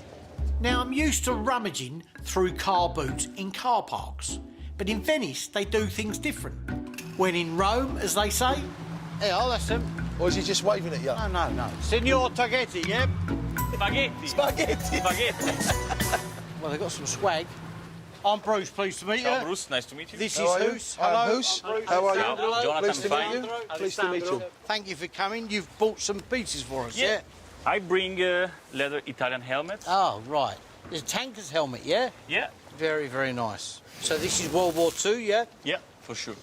Okay. What it was, it's to protect your head while you're inside the vehicle, because you hit something metal and it hurts. Most Italian tanks were made by Fiat, and most in World War II were out of date. In 1940, Mussolini ordered his tank battalions to invade Egypt, but the British gave them a right going over. Across Egypt and Libya, 400 Italian tanks and 130,000 troops were captured. So Italian tanks, not up to snuff. But the hats are nice. I've not seen one of these. It's interesting. What sort of price would that be? I think I can do 200 euro for that. 200 euros? Yes. Right, 200 euros for that. Not even going to argue. Thank you very much. It's a very nice start, you know. You got to get that in your case, or you can wear it on the plane. 180 quid is a bargain price, and when you're offered a bargain, there's no need to haggle. So these other pieces, they look very interesting. Hitler, Mussolini. Made in America as a Right. propaganda. So they're ashtrays, are they? Yeah, for cigarettes, yeah. It wasn't hard for the Allies to turn Mussolini and Hitler into figures of fun. But the Allies needed their soldiers to hate the great dictators. So they were encouraged to stub their fags out on their ugly faces. What sort of price would they be? I think they're expensive. I can do 300 for both. 300? Yeah. That is expensive, yeah. I mean, they are a novelty item. I can't really justify 300 on it. I mean, 250 is a good price. Too little profit for me. We can do 270. All right. I mean, what do you think? For a bit pricey, but if you can get a deal, because I've never seen nothing like that in my life. They're different, Hoosh. I think they're very interesting. OK, 270. Thank you. Sir, lovely. Thank you. Thank you. Thank you. 250 quid for a couple of ashtrays might sound a bit steep, but these things are unique, or at least very rare, and rare is good. Now, what else we got? This is really very nice. Letters for U.S. Army soldier. Yeah. To ship to parents in the United States to say Merry Christmas from Italy. As you can see, you have Italy design. Very, very nice. Now, this would have been mass-produced. Obviously, it was paid for by Free Army Post, so you would write a small message on here, and it's a Christmas card. Yep. On the bottom of these standard issue Christmas greetings, it says V-mail, which for me is V interesting. Soldiers would write their messages on V-mail paper, which was then copied to thumb-sized microfilm to be enlarged again at the destination. That way, 150,000 V-mail letters could be transported in a single mail sack. Very nice. I like this type of thing. What sort of price would this be? Then, what is the best price we can do? 100 for whole together? The whole lot. Are we going to be able to sell it on? Yes, I like those, and I ain't even going to argue. Thank you very much, sir. Very interesting. It's personal, and it's from Italy. I'm very, very happy with that. Very happy. At roughly 3 quid each, I should be able to double my money on them. And if they don't shift, I won't have to buy any Christmas cards this year. Listen, thank you very much for the items. Very, very happy with these bits and pieces, and it's been really nice to meet you. Thank you very much, sir. Thank you very much. Oosh, let's get wrapped up and get away, mate. Come on. Time's money. I have to say, Bruce, you take me to some of the best places. What are we looking for here, anyway? Right, listen. You've heard me talk about a guy called Michael Decker? Michael Decker has spent his life scouring Europe for rare tank items. If I can prize some of the precious Pantha items out of him, it'll be well worth the journey. This don't look like a well-trodden route. Like, we're going into tracks in the woods here. You sure this is the right place? Hang on. Carl, there, that's him. There he is. Van and trailer. That's right. Oh, Dear, oh dear, it's freezing. Michael, guten Tag. Guten Tag, Bruce. I mean, a nice place to meet, I've got to tell you, in the middle of a wood. You know me. I know, that's what I'm worried about. This is Freddie. Hi, Michael, nice to meet you. Hi, Freddie. You're loaded, yeah? Of course. Where's the Panther stuff in here? The good things are in the car. Tickety-boo, let's have a look. Yeah. Ah! Look. I can't believe what I'm seeing. He's got a boot full of authentic Panther tank wheels. They don't look much, but these chunks of muddy metal are just what we're looking for. Is that still got original paint and camouflage on? Yes, it's a winter camouflage 1945. Are they damaged at all, or? No. They... All complete, yeah? Really nice, yeah, very, very nice. Bingo! These can replace the knackered wheels on my Panther. But while we're here, let's see what other booty he's got in the back. All Panther, yeah? Yes. Some kind of fuel cap. Fuel cap. Gears. Gears and linkages. OK. How much for that lot? Bestest Brucey price. I need for all 2,800 euros. That's what you need. It's not so easy to find these parts. They are quite rare. 2,800. Listen, it's an untidy figure. 2,000 is a nice clear figure. Maybe 2,600 would be fine. Let's make it clean. 2,500. You've got to do. Come on. Can't feel my hands. OK, before you get frozen here. Yeah, OK. 2,250 quid is a very, very good price for this lot. The wheels alone have made the trip worthwhile. What's the other things you have as well?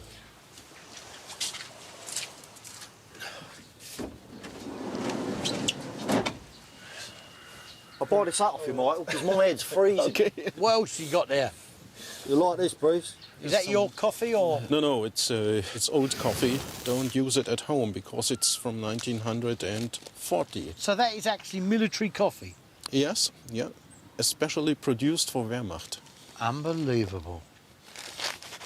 It's beans. It's actually beans. Yes. Bloomin' hell. 1940. When war broke out, luxury items like coffee that had to be imported became incredibly rare. To get their coffee fix, tank crews would make do by brewing up a mug of Ersatzkaffee, a bitter substitute made from roasted barley, chicory and acorns. You'd only find the real stuff on the black market, where it could change hands for 100 times its pre-war value. I'd love to try that, you know. Do you reckon that's drinkable? Probably got a bit stale by now, like. Still be interesting, though, you know. Nice. How much that? This is 10 euros. Lovely. I ain't even going to argue about that. I like these bits and pieces. That's 9 quid and a bargain. Original items like this add an extra touch of authenticity when you're kitting out a vehicle. Michael, it's been emotional as always. Thank you very much. We're very happy. I've got to get out there before something comes out of them woods. I'll speak to you later on. Thanks, okay. Michael. Thanks, bye. I've picked up some cracking parts for the Panther, but there's so much more to find. And at this rate, I'll be drawing me pension before I'm finished. Whilst Hoos clears up the wreckage from our tank test, I've got wind of a dream deal going down in Prague that could solve all my rare Panther part problems, which is why me and Freddie have hot-footed it over there. Come on, Freddie, let's get going. Let's get there on the quick. An old friend of mine called Dimitri has found a huge haul of rare and untouched tank parts in Russia, and he's had them shipped to his warehouse in Prague, and I want in on the deal. Taxi, lovely. Not only could this really help with my Panther restoration, thank you. The other non-Panther parts from a collection this big could bring in millions. Dimitri's arranged for us to meet one of his workers at his warehouse, a bloke called Alex, who can show us around. Yeah, look, there's stuff here. No! Mate.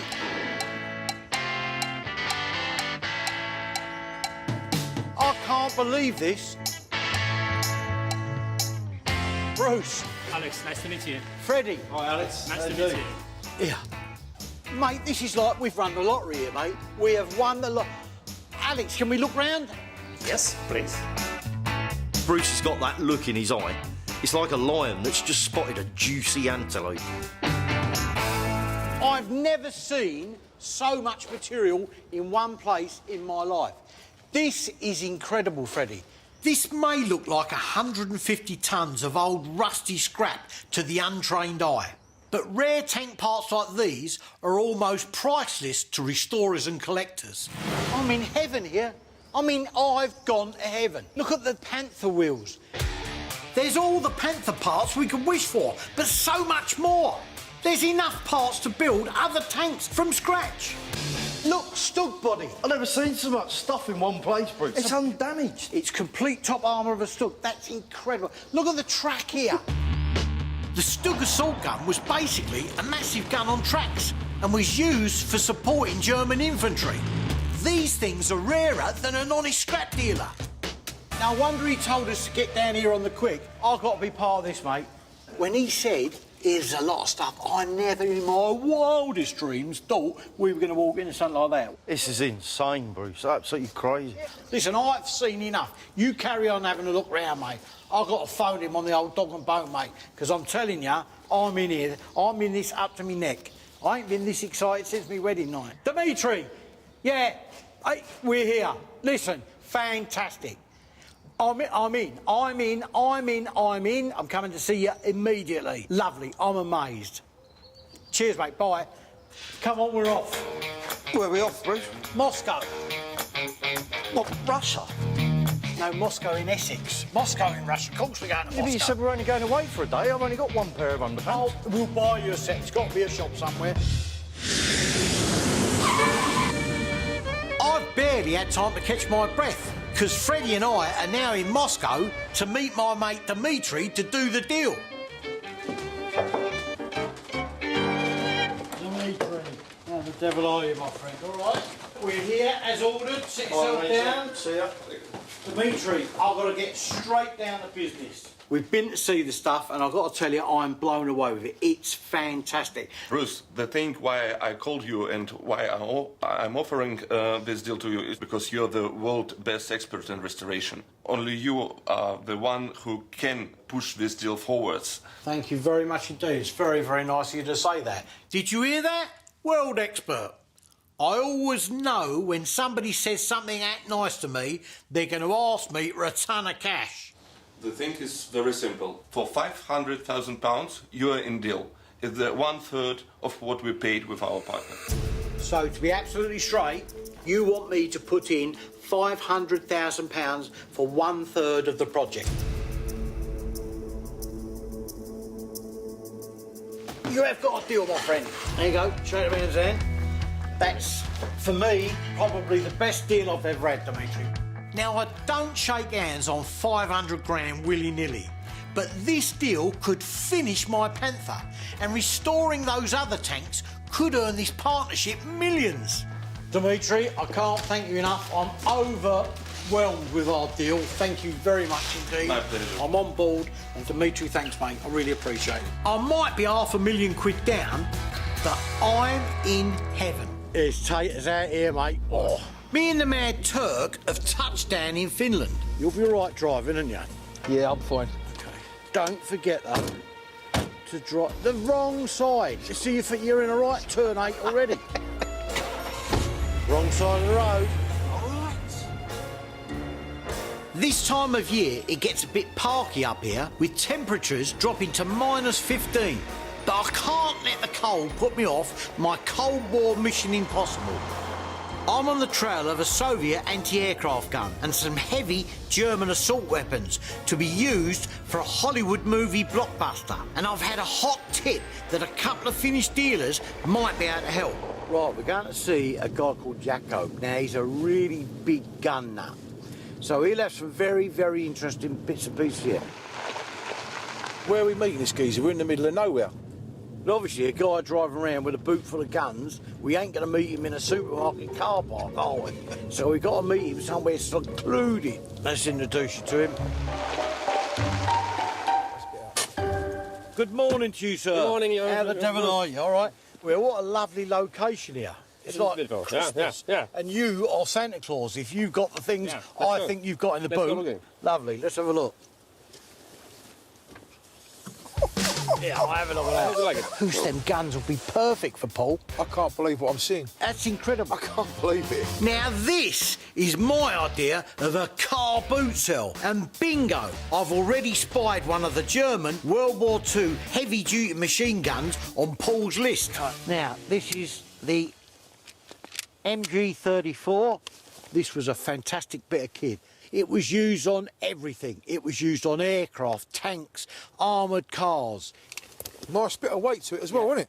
Not only was the MG34 the backbone of the German army, it went on to become a star in Tinseltown. If you ever watched the first ever Star Wars again, the stormtroopers, right? Yeah. Are running around with these. They used MG34s. Serious? Yeah, really did. In its time, this was the best gun of its kind, as Paul, my movie bloke, will know. And now I've spied the gun that replaced it. Right, get that 42 out now, Hoos. Now, just hold this for me, that one. You take that one over there. The MG42 has twice the rate of fire of any machine gun of its time. The American soldiers referred to this as the buzzsaw because it had such a devastating effect on troops when this was being fired at you. It's no wonder that with German assistance and guns like these, the Finns managed to kick the Soviets out. And when the Finns turned against Germany, these weapons would have been turned on their former masters. Hence why they litter Finland like pine cones. Yakko is keen to tempt us with a few more items, so he's offered us a test drive on some of his other guns and some homemade fruit salad. As you see here, now it's in the rapid fire, now it's single shot, and now it's safety. OK.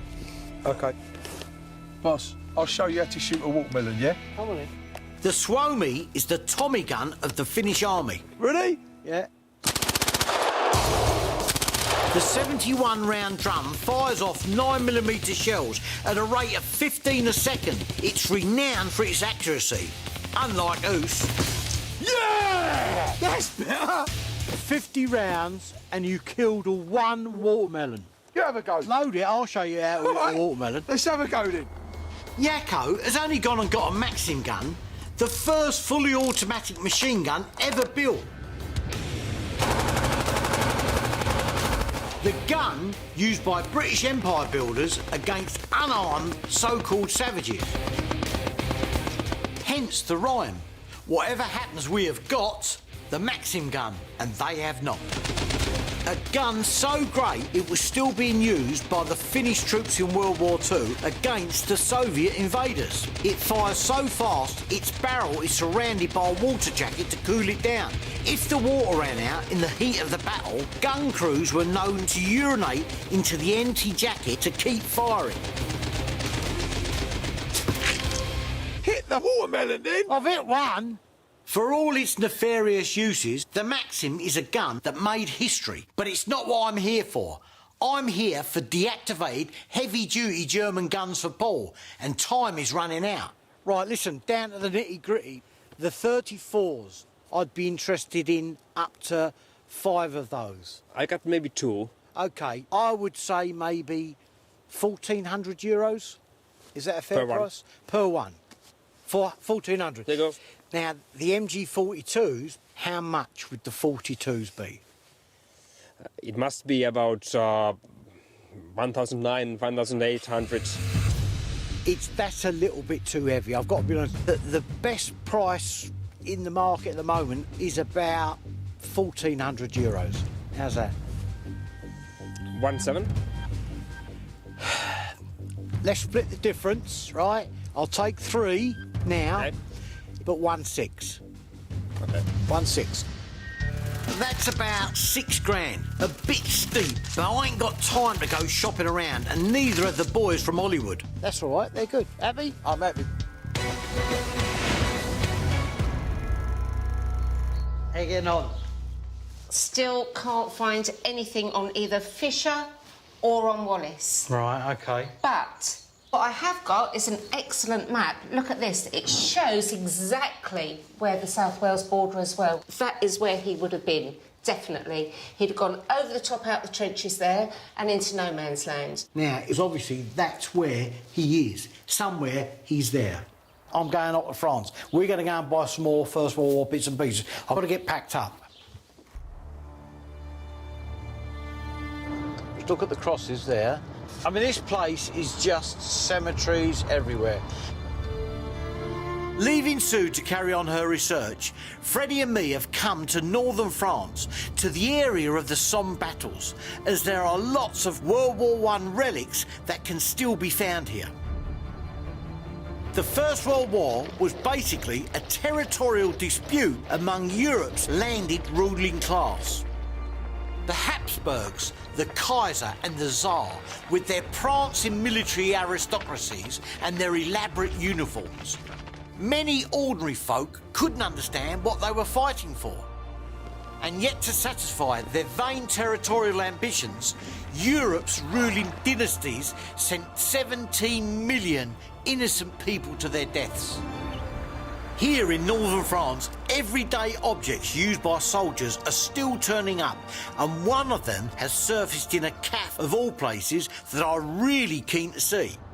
Yeah, look at them mannequins outside. That's it there. Oh, right. This is it. Not only that, I've heard it's up for sale. Hello. All right. Ça va? Bonjour. You have a football here? A football? Yes. Could I? Here, Freddie, look at this. You're taking up football, Bruce? No. This football from World War I, yes? Yes. The first day of the Somme? Possibly. Possibly, yeah. High possibility. Not knowing why they were fighting, many ordinary soldiers didn't especially hate the enemy. At Christmas, some Allied and German soldiers used to sneakily call a truce and meet up in no man's land to wish each other Happy Christmas and famously play football. Senior officers on both sides were horrified and tried to stop them.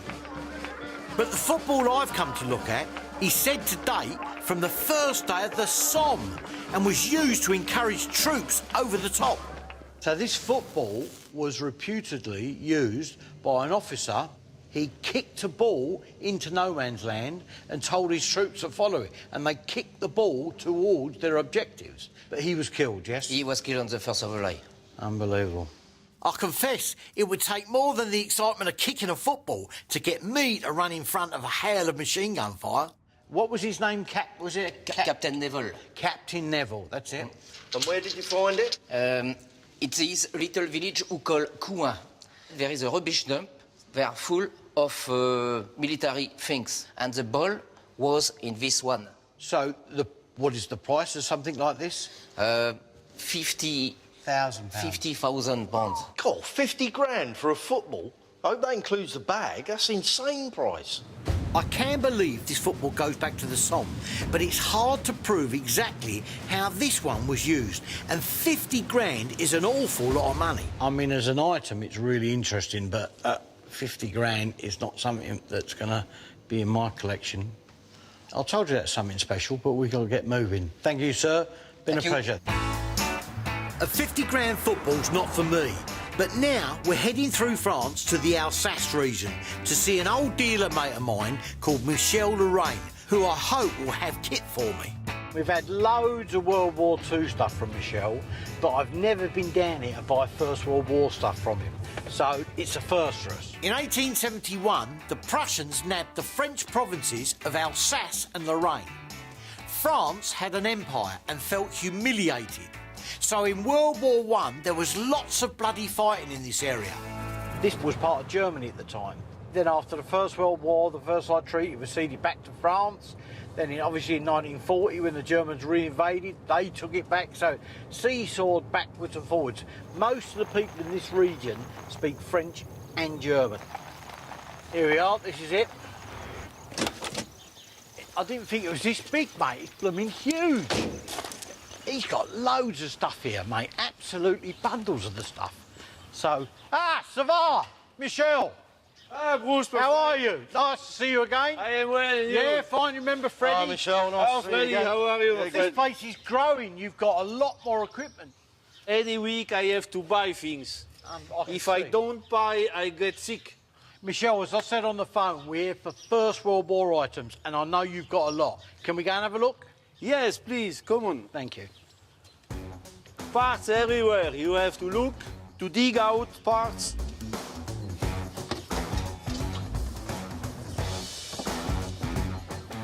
What about this thing here? Ah, this is Searchlight. First World War, yeah? Yes, exactly. Can I have a look, yeah? Oh, they're nice, complete. This is gas? This is gas light. You see the inlet here Yeah. with the rubber pipe. And you have a handle here, and this is on a pivot. Yeah. You can turn like this. Right, okay. And like this. Nice, very, very nice. Gas-powered searchlights were used to bounce light off the bottom of clouds to allow soldiers to fire at night. In England, they were also used to spot zeppelins. Zeppelins moved like a snail and were hard to miss, so flew by night. But it's hard to navigate in the dark, and one managed to bomb Hull, believing it to be London. It must have been really dark. And that one, is that the second one to this, or is that different? This is the follower. This is electric system. The same searchlight, but electric. They had electric? Yes, this is end of war 1918. The Great War was fought in old ways, for old reasons, but in the first decades of the 20th century, the world was changing. Suddenly there were cars, planes, phones and radio, and the Victorian gas grid was being replaced by an electric grid. This was the start of our modern world. Quite an advance in technology, from gas to electricity. Yeah, it's lighter to start with. This made of cast iron. That's all they make bigger. They make it bigger. Are these for sale, Michelle, yeah? Depend on price you offer to me. Yeah. God, come on, Michelle, what would be the price on these two? For both? Yeah. Wow. 900 euros. For the two? Yeah. And this is quite cheap. Right. Right, yeah. I think quite cheap is 500 euros. How's that? Ah, you are far too low, my friend. But I can do something for you. I can go 700. 700? 700. 700 euros for both. Done. That's the first thing. Done. Deal is done. Yeah. I love these lights. Two simple objects with a huge bit of history behind them. We're out the blocks already, and I haven't begun to unearth the treasure buried in Michelle's bulging barns. While Sue does some detective work on my Mystery Heroes medal, I'm in the Alsace in France, searching my old mate Michelle's warehouses for World War I memorabilia. This is some furniture for the officers. Blooming hell, well, look at that. That's a wash hand base, isn't it? Yes. Washing your hands. I thought it was a bird bath. You put the soap, yeah. Here and the water here. And to pour the water, this is the water tank of it. No. This is a cover. You pour water inside, you cover. And here you have a tap. This is like that. See? So each officer, he had his own name? Coro Alfred. It shows you how differently the officers were treated compared to the enlisted men. In all of Europe's armies, rank was based on social class. You might not know anything about war, but if you were posh, they made you an officer. Officers had beds and their tailored uniforms cleaned and pressed. The men slept on straw and didn't change their clothes for days on end. Officers had hampers from Fortnum's and dinner in the mess. Squaddies had bully beef and dried biscuits in the trenches. When they were desperate for more officers, the British Army were forced to promote 200,000 men from the lower classes, calling them temporary gentlemen. Temporary, mark you. It's a miracle there wasn't a revolution. Michelle, is this for sale? What would be the price on this? 500 for the whole lot. 500. Oh, yeah, 500 for a sink. That's a, yeah. That's a little bit more than I thought it was going to be. 300? 350 and we have a deal. You don't, mate. I have to make 50 euros profit. Ah, come on, please, you're kidding me. I might hang on to this. It looked great in our downstairs lab. You want to look for more? Absolutely. Whatever's cheap, I'm interested Please in. come in my cave. Oh, Freddie, look at this. It's huge. This is World War One. What is that? This is generator for a wireless radio station, German World War One. This was found in the trenches. That is amazing. Because of the development of radios, the poor saps in the trenches now receive their orders from generals and their staff located many miles behind the front line. Men were sacrificed in vast numbers, often for the most trivial and seemingly senseless military objectives. And this thing powered the radios that sent them to their death. You see that sort of stuff from the Second World War, but not from the First World War. It's 100 years old. Is that for sale, Michelle? Depends on your sensible offer. Ah, right, yeah. Listen, what sort of price would you have on this? I want 2,000 euro for this. That's a little bit trumpy. What about 1,300 euros? Come on. 1,500. 1,500. This is my price. All right, you've got a deal then. Sell it. Thank you. Thank you very much. Paired with a World War I radio and telephone, a museum should be only too pleased to have something like that. What about this? This is trench periscope for the French army. Oh, Shaz? Oh, look at that. Yeah. So you can look over the top and Without see getting your head blown off. Herman the German coming towards you. It's really clear. It's good. Very good. You needed a periscope because both sides deployed snipers and they were good. If you so much as took a peek over the top of a trench for a second or two, you were likely to be shot and killed. The snipers were hated, and if any sniper was captured, they could expect no mercy. What would the price of that be, Michelle? 250. Nice, but in all fairness, Michelle, I couldn't give more than 150 for that. That's a fair price. It's a fair price. Come on, give me 180. You get the same price you get the case. 175. I'll go 5 euros off. Come on. Okay, okay. 175 euros. That is a relic of trench warfare, which will only increase in value over time.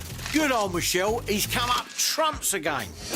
Michelle, thank you very much for today. It's been great. Cheers, Michelle. It's been great. Cheers, mate. Cheers. Bye-bye, my friend.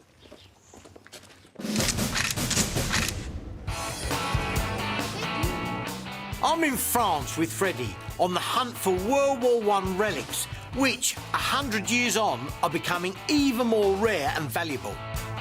I'm in a town called Fougerolles because my mate Michelle Lorraine has kindly offered to introduce me to a local character called the Cat. It's got to have been at least 45 minutes late now. Who's this? Ah, we follow you. Yeah. Oh, come on, come on. This area of Alsace was bitterly fought over between the French and Germans, so there should be some interesting finds. Signed Sherman tank, that'll do for us. Lovely. That's a good start. There is the cat. Ah, bonjour, monsieur. Look at those whiskers. Now I see why they call him the Cat. So can we start to have a look round? Yes, okay. Yeah. Blooming hell, Freddie, look at this. Blimey, he's got some stuff packed in here. Yeah, look at that. A lot of tempting World War II stuff, but that's not what I'm after. There's tons of it. Look at this, the flak. That's a 37mm, yeah? Yeah. What about this? This looks older than World War II. That's nice. Oh, that's not part of the holster. No, let me get out there. Let me get in the light. I can't see properly. Right, let me tell you, that, it's for an artillery Luger. Oh, there you go, look. Yeah, look at that. There's the First World War markings up there, see it? The Luger is the iconic German gun of World War II, but in fact goes back to 1898. A semi-automatic pistol used in both World Wars, some models could be used like a rifle. So, basically, the Luger, the extended barrel one, would go in there. When you take this off, you can clip this to the back of the Luger, and you've got, wow, a shoulder stock, right? So it can basically be like a rifle. You can aim a lot better. Now, in here, you've got a small stripping tool there, which is still there, and you've got clean rods still in there. Look at that. I've got to tell you, these things are rare. They're getting harder and harder to find. Is this for sale? 500 euro. 500 euros. Does he have the gun for it? No? T'as pas le pistolet? No. It was empty holster. Yeah, very. 400, we got a deal. Il veut payer que 400 euros. Okay. That's a pretty good price, Bruce. Okay? He's okay. Nice, thank you. Okay. 330 quid for an empty holster might seem a lot, but it's for a Luger from the Great War. Lots of people will want to buy this. That's a good start. If he's got things like that here, we're going to be having a happy day, trust me. Now, what's this? Barbed wire spike, yeah, it's First World War, it's for barbed wire. Yeah. These things were millions of them all over the Western Front. Barbed wire was a deadly weapon. Europe's elite officer class talked about civilised rules of engagement, but that didn't last long. Barbed wire was designed for ranchers to stop cattle. Now it was used to stop humans who were gunned down as they struggled to get free.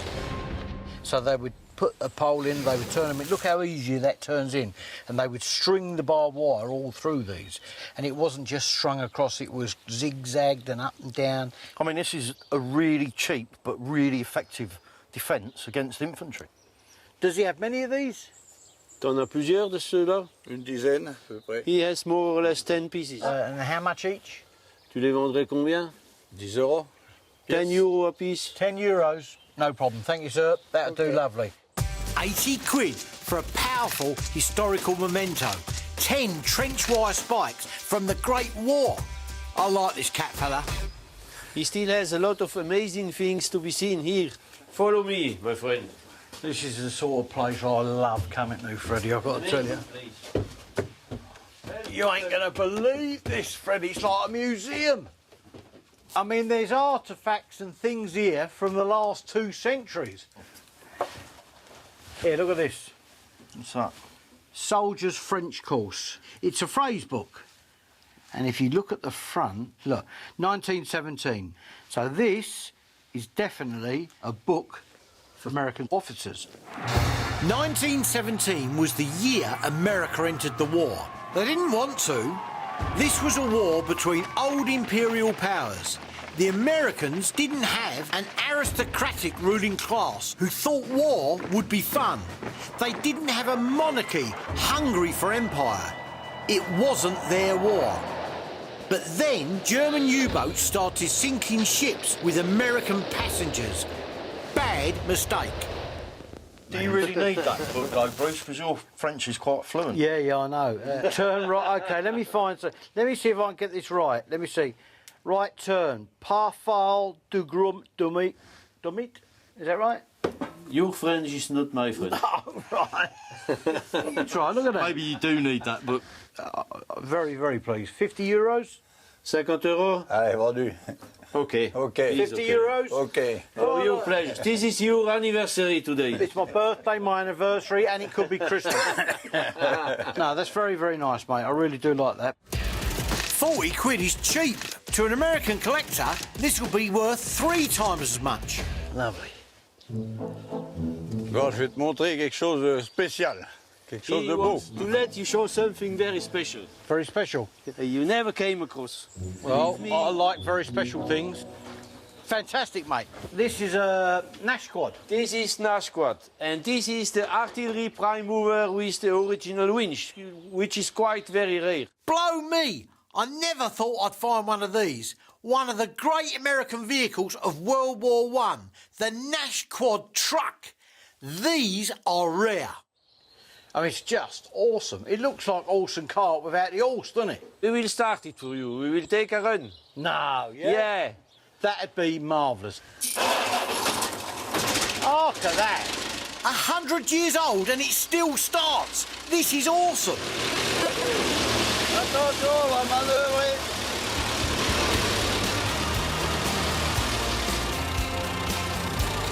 You see all the wheels turning at the same time? 100 years old.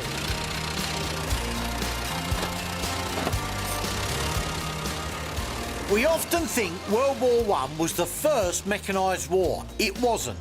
The devastating American Civil War taught the Americans that in the age of industry, things had changed. This vehicle was called the Quad because it was among the first four-wheel drive vehicles ever produced. The American Army ordered thousands of them as troop carriers to replace the mule and cart. Fantastic over rough, muddy terrain. This isn't just a war relic, it's a bit of engineering history. But the cat says he won't sell it to me. But having a ride in this truck has made my trip worth it. Fantastic. It's fantastic, mate. 100-year-old, it's like a milk float on steroids. I've got to be honest with you, it's the First World War vehicle I've ever driven in, ever. Absolutely. Honestly, thank you, monsieur. Fantastic. Michelle, thank you very much. Auf Wiedersehen. It was a pleasure to me. Lovely. Kat, thank you very much, sir. Au revoir. It's been a pleasure. Au revoir. Au revoir. Have a good journey, my friend. Will do. Thank you very much. Look how many American flags are up this road. You've got to give it to the Americans. They're very patriotic. Very patriotic and love their grub. Me and Freddie are on the back end of a business trip in the American Midwest. Our final stop is Ohio, where we're meeting Randy Smith, a dealer who specialises in super rare German World War II items. 414, this has got to be the place. Unlike British soldiers returning from the war, the Yanks weren't forbidden to bring mementos back from the conflict. As a result, there's German kit here you'll struggle to find in Europe. Randy, hello sir, how are you, all right? I'm fine. This is Hello, Freddie. Randy, I'm Freddie. Nice to Hey, meet you. Freddie. Come Little on gentleman, in. thank you very much. It's too cold to be out there. Randy's got some lovely authentic World War II German vehicles, but they tend to cost more over here. And what with the shipping costs, they're less appealing than the smaller items he's got on his shelves. Oh, this is some old stuff I've had for years. Right. Well, I can see you've got some very nice pieces. Can we have a look at them? Sure, let's put it over here. Yeah, have a look, have a look. This is a pocket atlas. Basically, if you open it up, it's all the roads in Europe. It's like a little pocket sat-nav, isn't it? Yes. You've got to remember, a lot of people in that day and age hadn't been outside of their towns and villages. They wouldn't have a clue where anything was. That's nice. What year is that, do you reckon, then? I'm going to say late 30s. This harmless-looking road map had a sinister purpose. Already by the mid to late 30s, Hitler was making plans for conquest. This was in it when I received it. Well, now look at that. This is one of these Reich notes. It's actually from July 1922, so that's the period of their mass inflation and when they had all the problems. This is amazing. A 500 Reichsmark banknote from the days of hyperinflation before Hitler swept to power. This is what happens when you print money. To pay off World War I debts, the Germans started printing money like crazy. The value plummeted. In 1921, it took 90 marks to buy a dollar. 2 years later, it took 4 trillion. People carried home their wages in suitcases. Muggers would leave the money by the road and just take the suitcase. It destroyed the economy and paved the way for the Nazis. Somebody's brought this back as a little souvenir. They've obviously gone to change it and realised it ain't worth the paper it's written on. You know, it just shows you what was going on in Germany. People having to print this sort of stuff in their millions brought Hitler to power. They're interesting, very interesting. I mean, Randy, how much would that be? 100? Give me 100 for the 100? whole thing. Listen, 100, done. Oh, well, that's simple. It's a strange thought, but this old banknote is several trillion times more valuable now than it was when it was legal tender. What are they? This is some pre-war children's playing cards. Cards of soldiers, artillery. They're like indoctrination cards, aren't they? Probably. I mean, these cards are really to set kids into a mindset of going to war. Like the communists, the Nazis wanted to control what people thought. To that end, Joseph Goebbels was made head of propaganda. Free speech was suppressed and all sorts of things were introduced. Films, books, and it seems games of cards to indoctrinate adults and children. I mean, I find this bizarre. I think this is the instructions how to play the game. Ah, right. Well, I'm sorry. I need 7 or 8 pints before I speak German. I mean, I'm interested in them, Randy. I mean, what sort of money would they be? About $50 US. Listen, I ain't even going to argue. I'll have them. That's great, mate. Really nice. With historical mementos, it's often the little things like Nazi playing cards for kids that are sometimes more chilling than the big stuff. These are a pair of snow binoculars. They're really nice. Are they clear as well? They're clear. Cool, they are clear, aren't they? Freddie, look. God, you are going bald, aren't you? Then these are the tinted lenses. Incredible. For the snow, when you put them on, so you won't go snowblind. Unbelievable. Binos with snow filters like these were used by the Bergehetzer, who were Germany's Alpine troops. They had equipment designed for mountain warfare, including specially adapted lightweight binoculars. Any kit designed for use in the snow is interesting to me and rare. So, what sort of money? Cheap? Cheap? Cheap. I'm thinking around about $900 US. 900, don't I? Yep. That's a little bit too heavy, mate. 600 US dollars. About 750. 750 US dollars. Yeah. Done. Sounds good. $750 for snow binoculars is a good deal. I reckon they could go for £750 back in the UK.